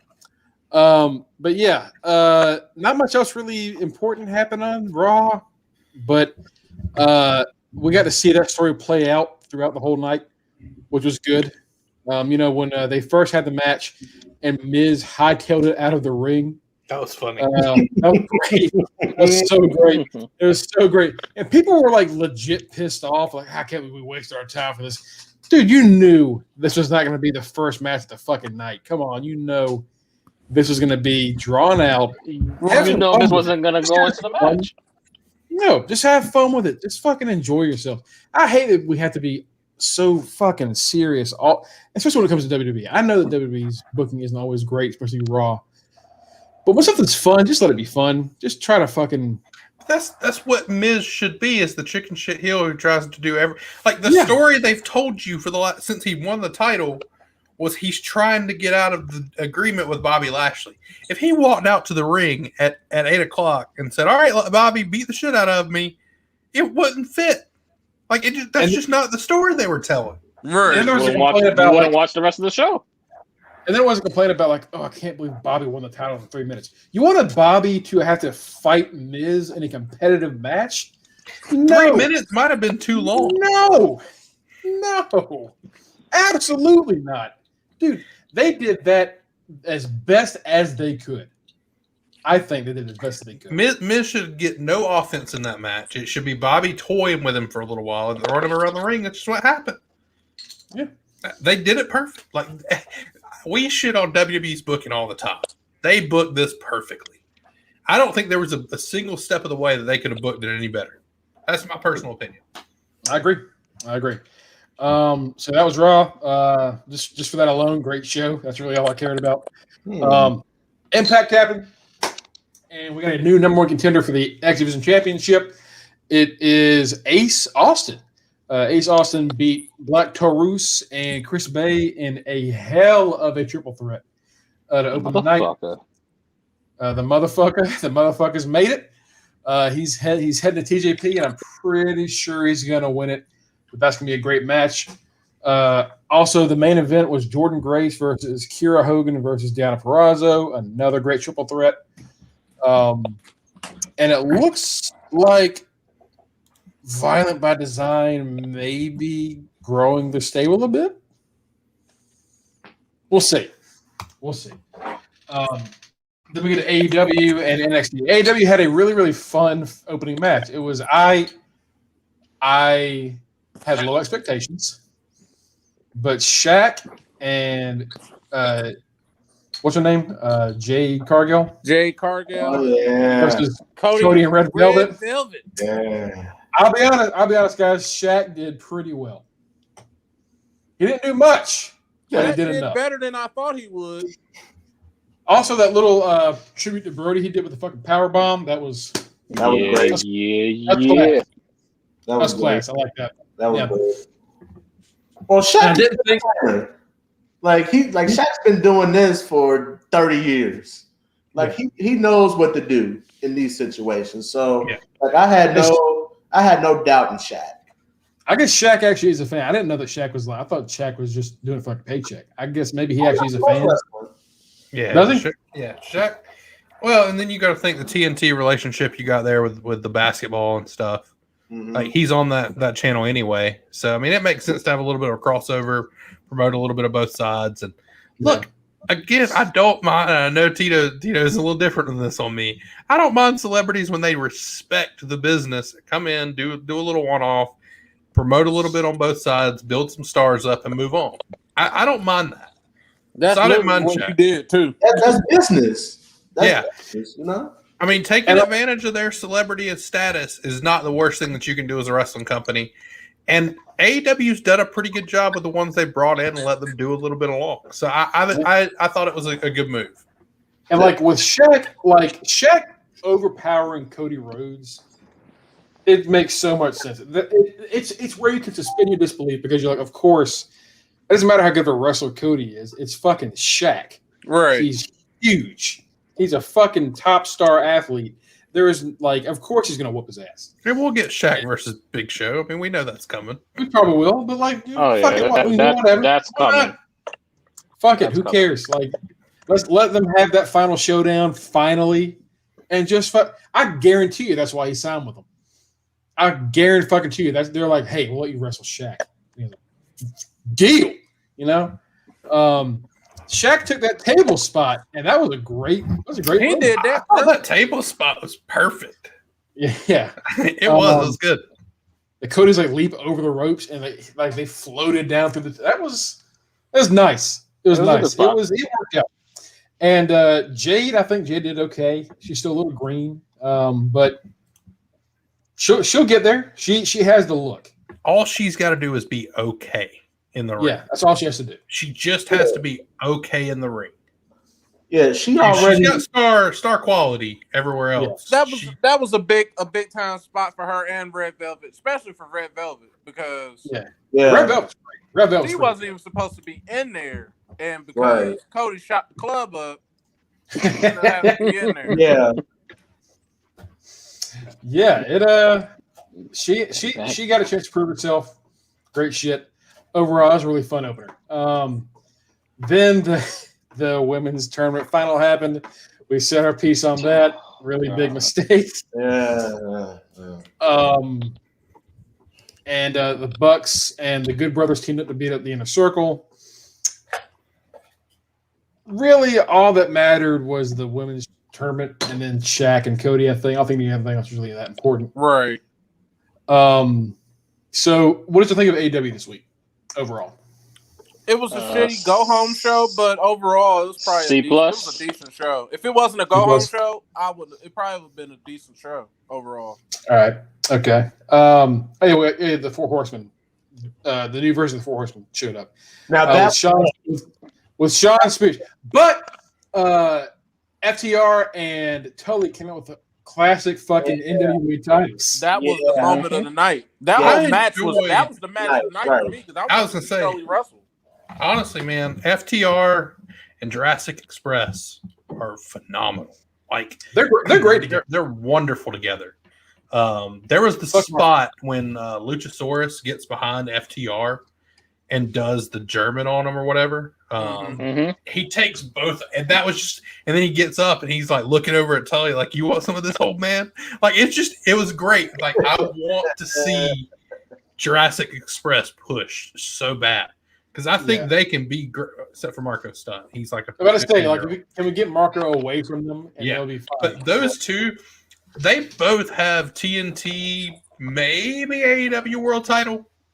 I think Jungle Boy's a future world champion. When we get back to like having full crowds, if you don't believe a full crowd is going to sing Jungle Boy's new theme music all the way to the ring, you are crazy. That motherfucker, that was a genius move by Tony Khan to buy that shit. That was great. Yeah, I mean the Jurassic Express is a lot of fun. We got to see Tully wrestle. That was the show for me. I didn't really care about anything else, and that's what made the show pretty solid. Yeah. It's just because that part existed. Man, the old school WCW tag belts look so clean. Yeah. God, honestly, if you just watch the Shaq part and you just watch that part, you'd think it was a great go home show. Yeah. Yeah. Like, which is, I guess it's good that we remember the good. Yeah, I mean, if you take out all the bad shit, which there was a lot of that. It was mostly bad. But and then NXT happened. NXT I thought was a really great show. We didn't get MSK because again Wesley hurt his hand. Right. So we ended up getting was Team Dad Bod against Brent Brawlers, and that match was exactly what you'd want out of those four. They just beat the absolutely shit out of each other for like a good 15 minutes. Right. Great stuff. Now, 1, 2. Imperium. I'm just saying. I'm sorry, Marco, but 1, 2. Well, no, go ahead. I'll make my point afterwards. Go ahead. All right. So the match came to a finish when Imperium showed up on the stage, distracting Ciampa and Thatcher, allowing 1, 2 to hit their Impaler DDT for the win. For those of you that don't know, before they came to WWE, Imperium was known as Ring Comp, and they were Walter, Marcel Bartel, and Timothy Thatcher, and then it's either Eichner or Wolf. Wolf. I think it was Wolf. So Eichner Thatcher, and then Wolf joined them later, right? Yeah, Thatcher used to be a part of their group. Good Lord. Yeah, I think Wolf joined them when they came to NXT, right? Well, I'm talking about before NXT and like NXT UK. Like I think. Oh, okay, gotcha. I can't. I think that's what it was. Either because they had a fourth member. Because when Sanity broke up, they were like, we don't have anything for Thatcher, so they were like, well, we can just put him back with Imperium because he already has a history with these guys. Oh, it was somebody that we don't know. It's fine. It's Christian Michael Jacoby. I have no idea who the fuck that is. Well, yeah, the main three: Barthel, Walter, and Timothy Thatcher, which is a nasty group. That is scary. Yeah, adding Timothy Thatcher to Imperium makes me want to piss myself. That is Walter and Thatcher on the same stable. That is no wonder I thought Thatcher was British. Murder Squad. Hangs out with British motherfuckers all the time, apparently. After that, well, go ahead with your point, Mike. I was just going to say 1, 2. We're all fans of 1, 2, right? Yeah. I really feel like 1, 2 should have remained the babyface. Like Kenny and I were discussing this last night. Yes, like when they were paired up with Pat McAfee, that did more to boost Pat McAfee and Adam Cole, but I don't feel like that did anything to help 1, 2. I really felt like they would have been better served as the baby faces. Still whooping ass, but baby faces would have been more of their lane. I think Oney's a great babyface. I think Danny can work the other way, but I think Oney's better as a babyface because he's always fighting from like underhand. Right. I agree. And also most of the tag teams in NXT have a significant size advantage on those two. Yeah. So it's tough. I think they're doing fine, but again, if like we said this before, if they would just defend the goddamn belts more, that's the you'd thing be that's okay. hurting them. Like this past week, it wasn't their fault. It was supposed to be defended this week. There was an injury. Shit happens. But the past 4 months, nothing. Like it could have been something different. So after that happens, we see McKenzie interview Ciampa and Thatcher. Thatcher says that he used to have history with them, and Ciampa says, yeah, but that's what it is. It's in the past. It's history, and nothing more. Imperium was also seen talking to somebody else in NXT, Killian Dane. Oh God! Because Alexander Wolf and Killian Dane have history and sanity. Right. So you know what we're about. You know what we're about to get? We're about to get Imperium with Timothy Thatcher and Killian Dane. Oh my! To make up for Walter. Good Lord. Murder Squad. We just got rid of the Undisputed Era just so we can have the British death deal. It's fucking ridiculous. Like, how They have who's gonna beat him? men to replace Walter. What if? No, I'm not gonna say it. To But, replace Walter, who just came from over because of COVID. That's Thatcher going to be the new War Games team right there for the next 2-3 years.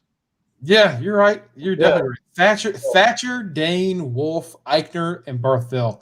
That is a fucking murderer's row. Good Lord.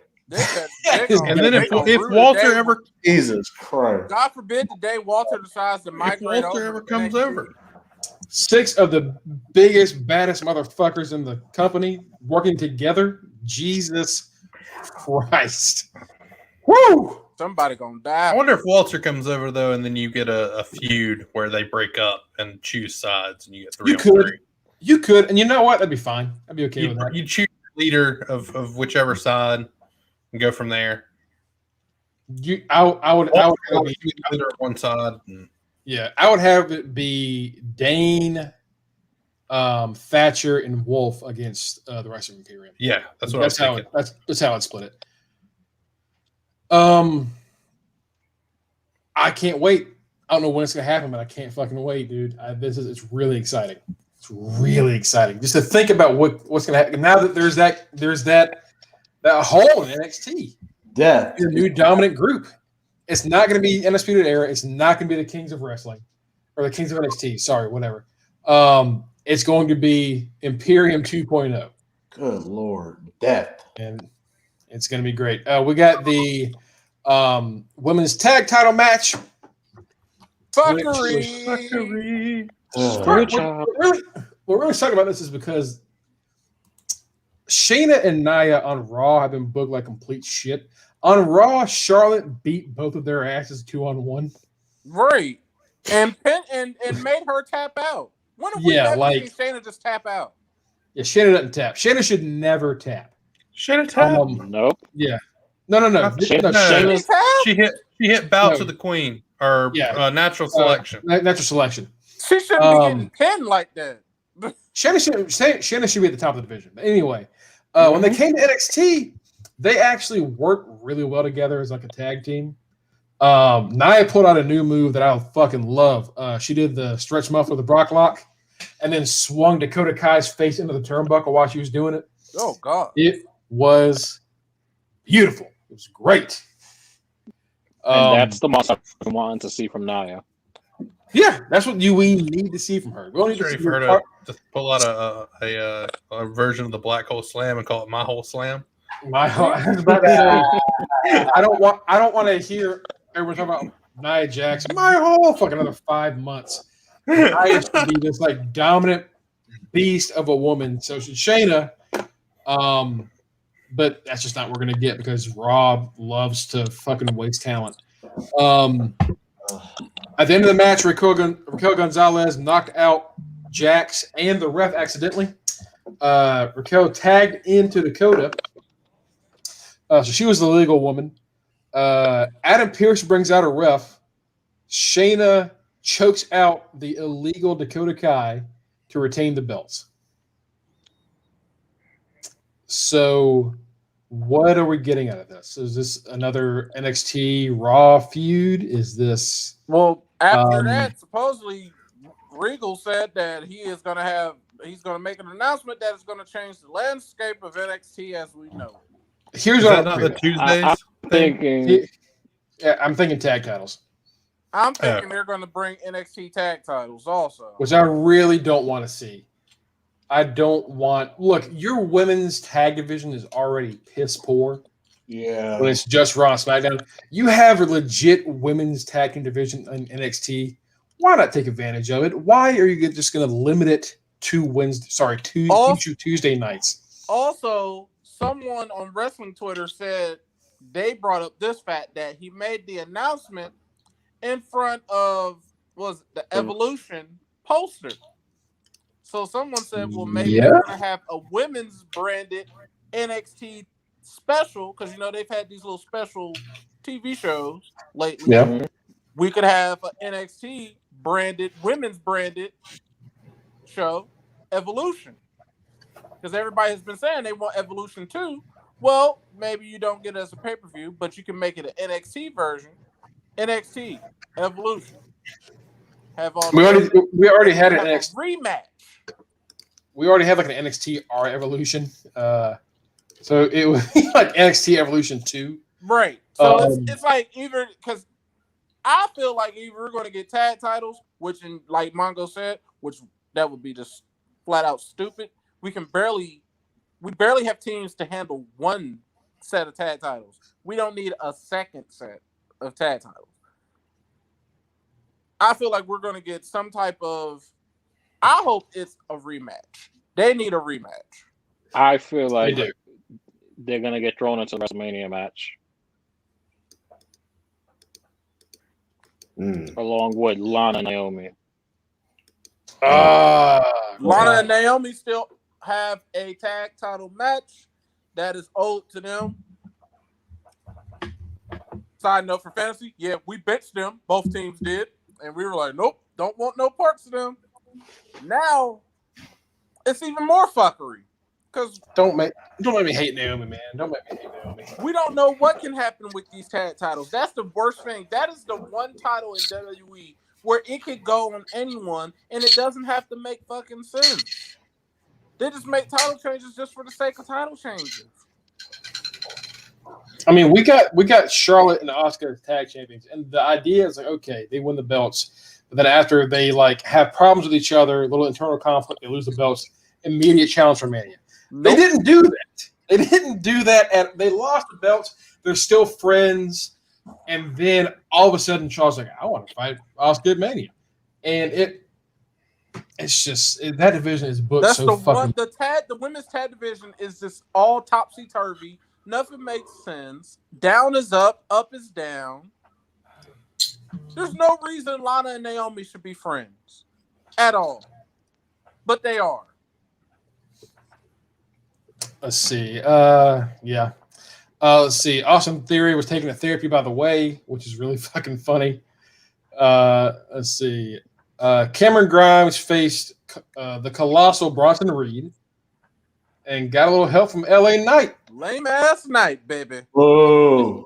So is he paying LA Knight or is LA Knight just being a dick? Both.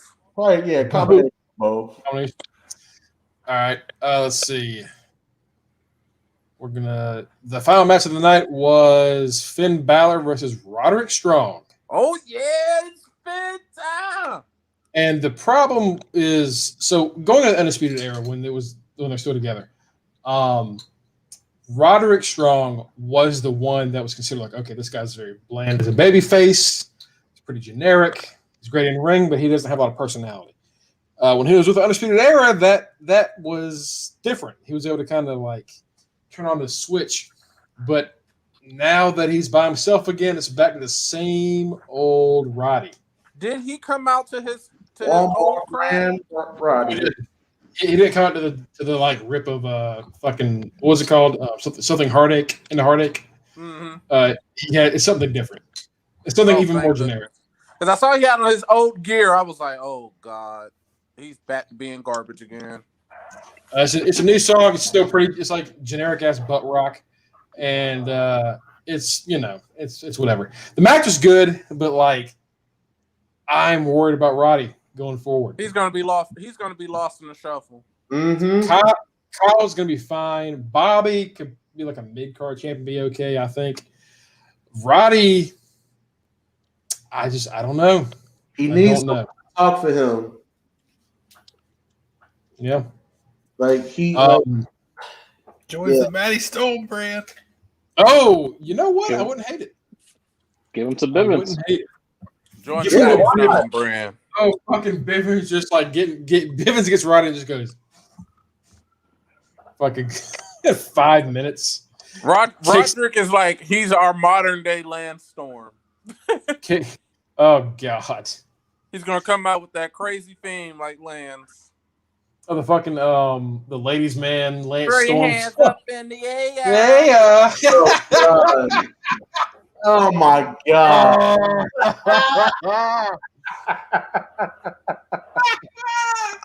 Holy shit. Oh my God. Catch. When Lance Storm met Val Venus. God damn it. Turn Lance Storm out. Son of a bitch.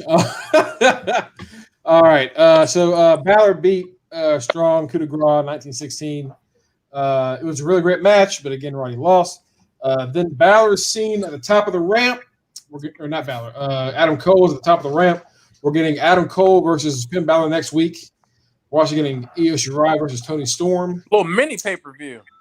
Little mini pay-per-view. Yep. I thought NXT was pretty great, considering they had to change a lot of shit up. Yeah. I thought, I definitely thought it was better than AEW. Yeah, I still think Impact was better, but that's just because I'm biased as fuck. But that's just me. What do I think? What do I think was the best show of the week? Best show of the week? I would say Impact. I'm gonna say Raw. Okay. Just because of Lashley. I'm gonna say Raw had the moment of the week because of Lashley. That's fine. That's fine. I like it. It like show. I'm gonna say NXT. Yeah. You know what, Justin? Yeah.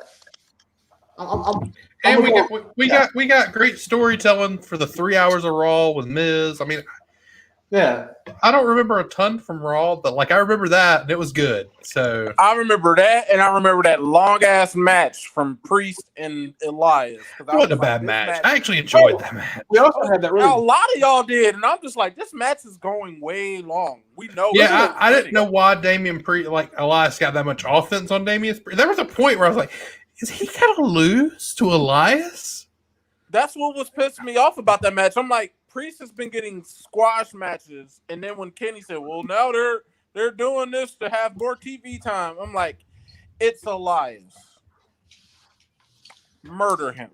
We also had Drew versus Sheamus. I forgot about Drew versus Sheamus. That was Drew versus Sheamus was a great opening match. Yeah. That was a great So you give me you know what? those two matches and you get a Lashley moment. That was the best show of the week. That was good. Yeah. I was you're right. Yeah. That Drew Sheamus match was fucking incredible.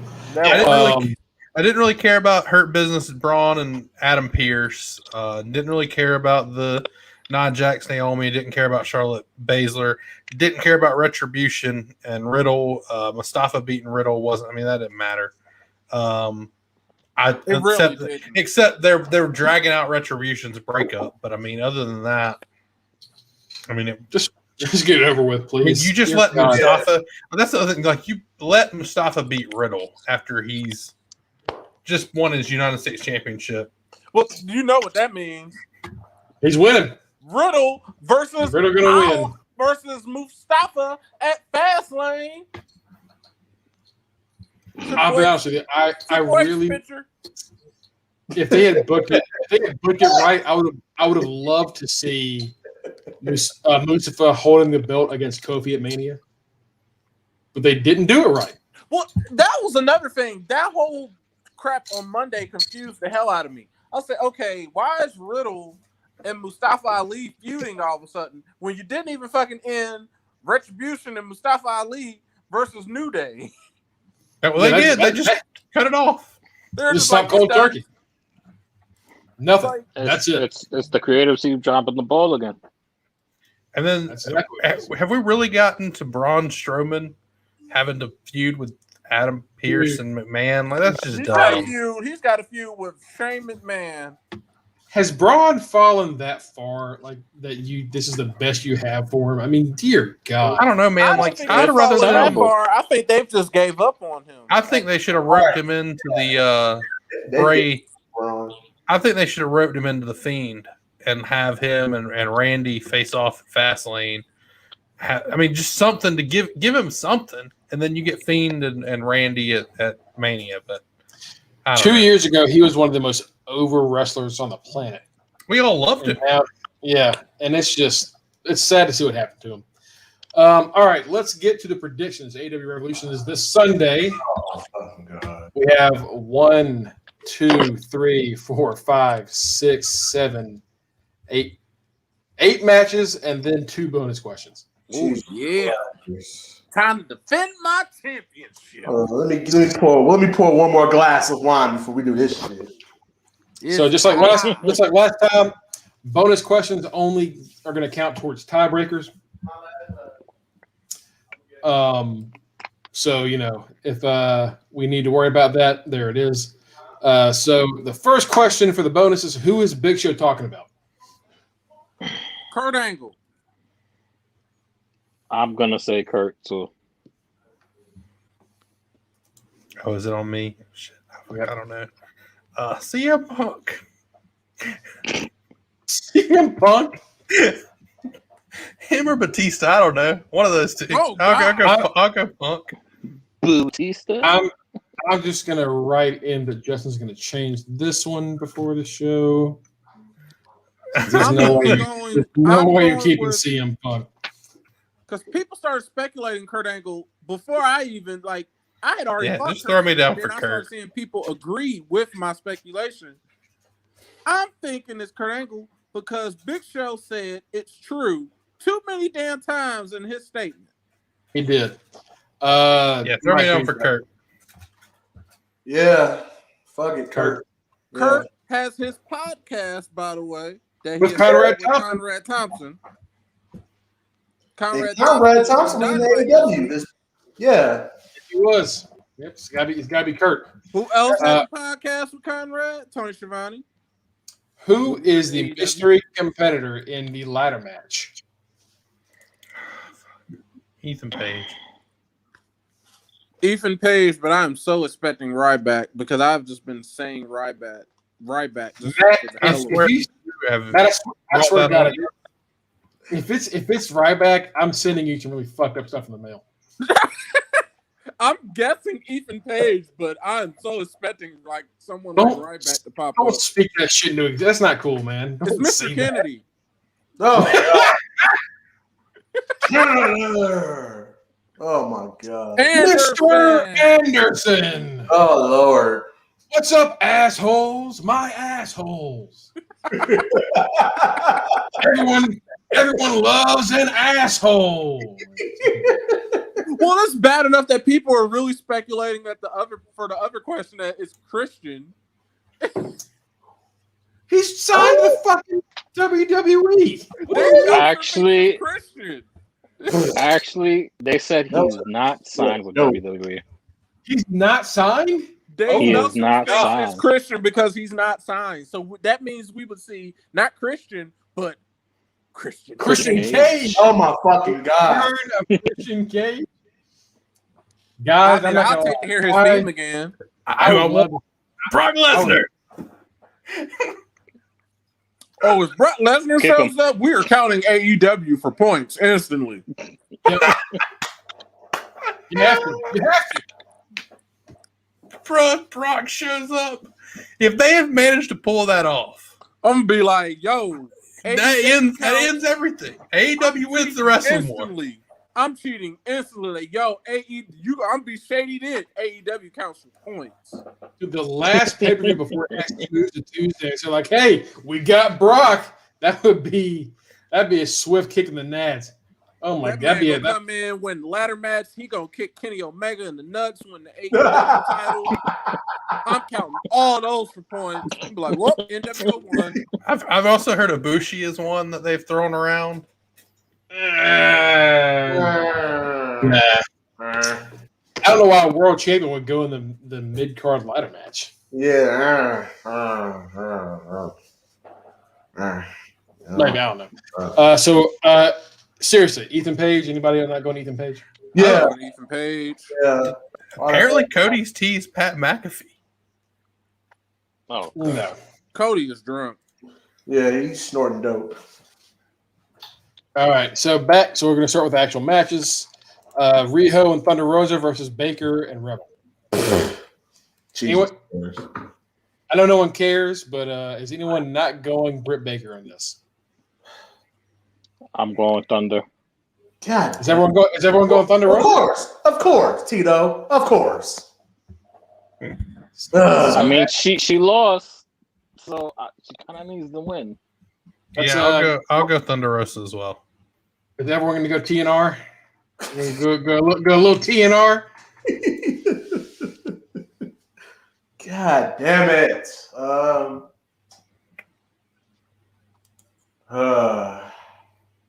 Fuck it. Put me down for Britt Baker. Fuck it. I'll go Britt Baker. TNR, BNR. All right. The Casino Tag Team Battle Royale. Fuckery. Oh god. Oh my fucking god. Do I need to fucking just go out with all the fucking names again? No. No. Just the top names. Yeah, but the name. Okay, so Death Triangle, Proud and Powerful, Dark Order. I guess the top one would be Reynolds and Silver over Uno and Grayson. Oh my god. The Natural Nightmares or Private Party. Give me Death Triangle.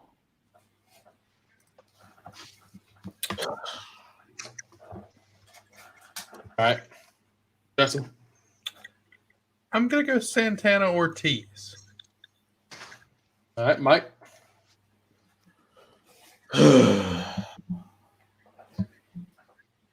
Death Triangle should win, but is anyone going to go with the mystery team? Fuck it, why not? I got nothing to lose. I ain't got a belt. Fuck it, go put the mystery team down for me. All right, I'm gonna go mystery team too. Matt, I'm gonna go Santana or Ortiz. I hope the mystery team is the Rock and Roll Express. His mystery team: Christian Cage and Jeff Jarrett. Why? Let's see. Oh, but you know what? I will go to mystery team, and I will tell you who the mystery team is going to be. This is classic Matty fuckery. The mystery team will be Gallows and Anderson. Yeah, let me go mystery team. Matt just put me all up. Yeah, go mystery team. Matt, that is a good fucking point. Matty McFuckery is back. Jeremy, you want to change your pick? Nah, I'll stay with Death Triangle. All right. Miro and Kip versus the Best Friends. That's actually a match. Yeah. Miro and Kip versus Orange Cassidy and Chuck. I was gonna say, wasn't Trent dead? Yeah, Trent's dead. Third best friend. Yeah. Well, Chuck's probably better than Trent, right? What? I mean, they're all ass. Okay. Why is this a fucking match? I mean, I don't know who. People say Trent Brothers like a fantastic wrestler. I don't see it. Yeah, all right. Chuck put on a good match at one of the ROH shows I was watching a while back. I've always liked Chuck when he was in the Indies. Chuck's a solid mid card wrestler. Yeah. Anyway, okay, sorry. He's just a bit of a dork. Right. Anyone not going Miro and Kip? I'm going Miro and Kip. Miro and Kip. Miro and Kip. All right. Face of the Revolution ladder match.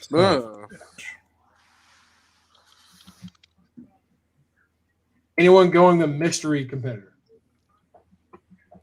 No. I'm saying no because I picked Ethan Page, and I don't think he's going to win that fucking ladder match. I don't think the mystery competitor is going to win, and I know Cody ain't going to win because he's got enough shine. So is it Lance Archer? I'm going Penta.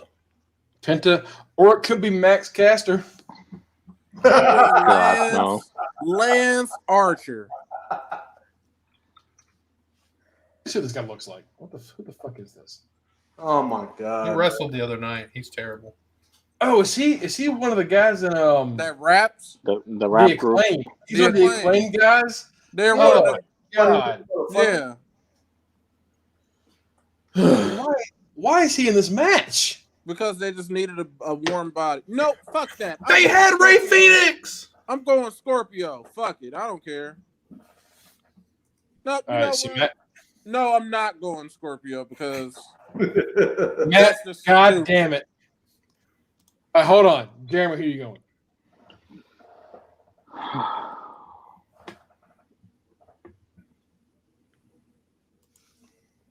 Being Penta. All right, Jeremy and Justin are going Penta. Mike, who you got? Give me Archer. I'm gonna go Archer too. And Matt, who you got? I'm going Archer. I saw the light. Adam Page versus Matt Hardy. Anybody not going Adam Page? Matty Page is winning. Yeah, Adam Page it is. All right, cool. Team Taz versus Sting and Darby. Oh, not going Sting and Darby. Sting and his son better win. Right. I'm feeling about this one. I got a feeling. I feel that Team Taz needs the win, but it's going to be Sting and Darby. Especially with it being Sting. It's Sting's first match, and who knows? Well, how many years ago was that with him and Seth? That was 2015. Was it 15 or 16? I thought it was 2000. No, it was 17. Because 15. It was 15. Because wasn't like Clash of Champions that summer? Yeah, it's been a while. So Sting should be winning his first match back. Wow, I am bad keeping up with that shit. It is 2015. You're right. That's a 27. God damn. Sting hasn't wrestled in 7 years. Time is flying, bruh. It is. The Bucks and Jericho versus MJF. First off, did everybody go Sting and Darby? You know what? Fuck it. I'm going to go out on a limb. I'm going to go with Team Taz. Fuck it. All right. Mike wants his precious back. Mm-hmm. Bucks versus Jericho and MJF.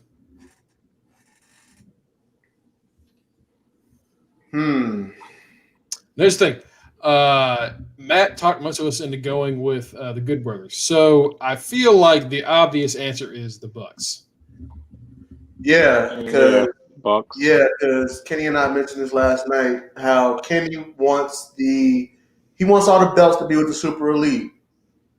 So I'm gonna go with the Bucks. The only reason, or the only way that this happens is if Santana Ortiz win, then MJF and them are gonna win. Yeah, it would be my guess, because then you're gonna have an inner circle breakup. Right. I mean, that's the story that's being told. I would think is that you get Santana Ortiz winning the Casino Battle Royal match, and then you get MJF Jericho winning their match. Then you get them facing off. I think Sammy comes back and costs MJF and Jericho. I agree. I'm going to go Bucks. I'll go Bucks. Mm-hmm. All right, finally, we have the World Championship match. It is the Exploding Barbed Wire Death Match. Oh, my God.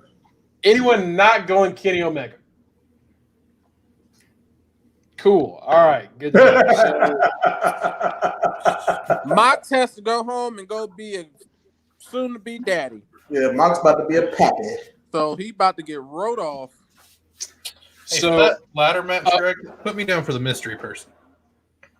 Yeah, change my ladder match pick. Put me Archer. Roger, all right.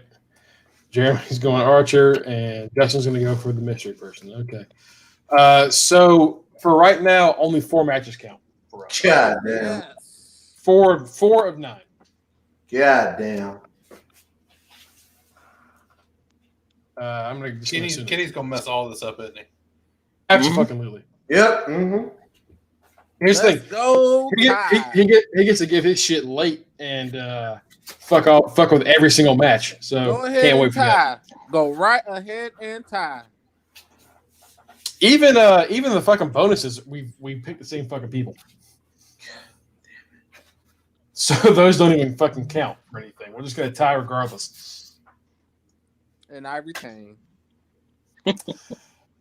All right. Well, we got that out the way. That's all done. We've covered everything. I think that's it for this week. Ladies and gentlemen, you can catch us at twitch.tv/UnderTheRingPod. You can also catch us on Facebook, facebook.com/UnderTheRingPod. You can also find us in our Facebook group, the Under the Ring, which is linked to the podcast page. You can also find me at twitter.com/GregBushSK. Also, Mr. Mike Jones here has his own thing going on the Mike Productions. You can catch that every other Thursday. Yeah. Starting next week, he'll be doing it bi-weekly. Yeah, doing it bi-weekly because Mr. Mike, he works in the educational field, and when working with kids, you get drained. So Mike will be bi-weekly until the summer, and we'll be back weekly again. So yes, I will be live next Thursday, 7 p.m. Eastern Standard Time. It will stream live on YouTube and on Facebook. On the Mic is also on YouTube. So all that's done. Anything else we guys want to talk about? Want to plug? Animal Beard Company. Yes, Animal Beard Company. Oh yeah, good shit. Yeah, Beard Company. I'm using K9 right now. It's good stuff. Yeah, and just continue to support us, people. We've been at this for a while. For those of you who have been tuned in since day one, thank you. Just continue to just support us. Share our page on your social media platforms. We are just 6 individuals who love the sport of wrestling, and we're trying to get paid for this shit. So yeah, keep supporting us. If you want to see more about all the great beard grooming stuff at Animal Beard Company, you can go to animalbeardcompany.com. That's animalbeardcompany.com. And I think that's it. We'll see. Are we going to do anything for the pay-per-view on Sunday? I'll do the pre-show. Little pre-show. We can do a pre-show. Also, shout out. Only one person knows who this is. Shout out to Butter Pecan. That is a fan of ours. That is an actual fan of ours. That's their nickname. Butter Pecan? Yes, Butter All Pecan. right. And also, before we log off, I would be remiss if I didn't mention today was my grandfather's birthday. 84 years young. Yeah. Happy birthday. Happy birthday to my Forever grandfather, young. the patriarch of the Jones clan, Sidney Jones. Papa, I love you so much. You are such an inspiration to me. You are a hero of mine. And the fact that you are kicking ass still amid COVID, you are the GOAT. So happy 84th birthday. I love you. Black don't crack. No, it don't. Well, I guess that wraps it up. On behalf of Jeremy, Justin, Kenny, Matt, Mike, Boss Lady Dez, this is Mongo. We'll see you guys next time.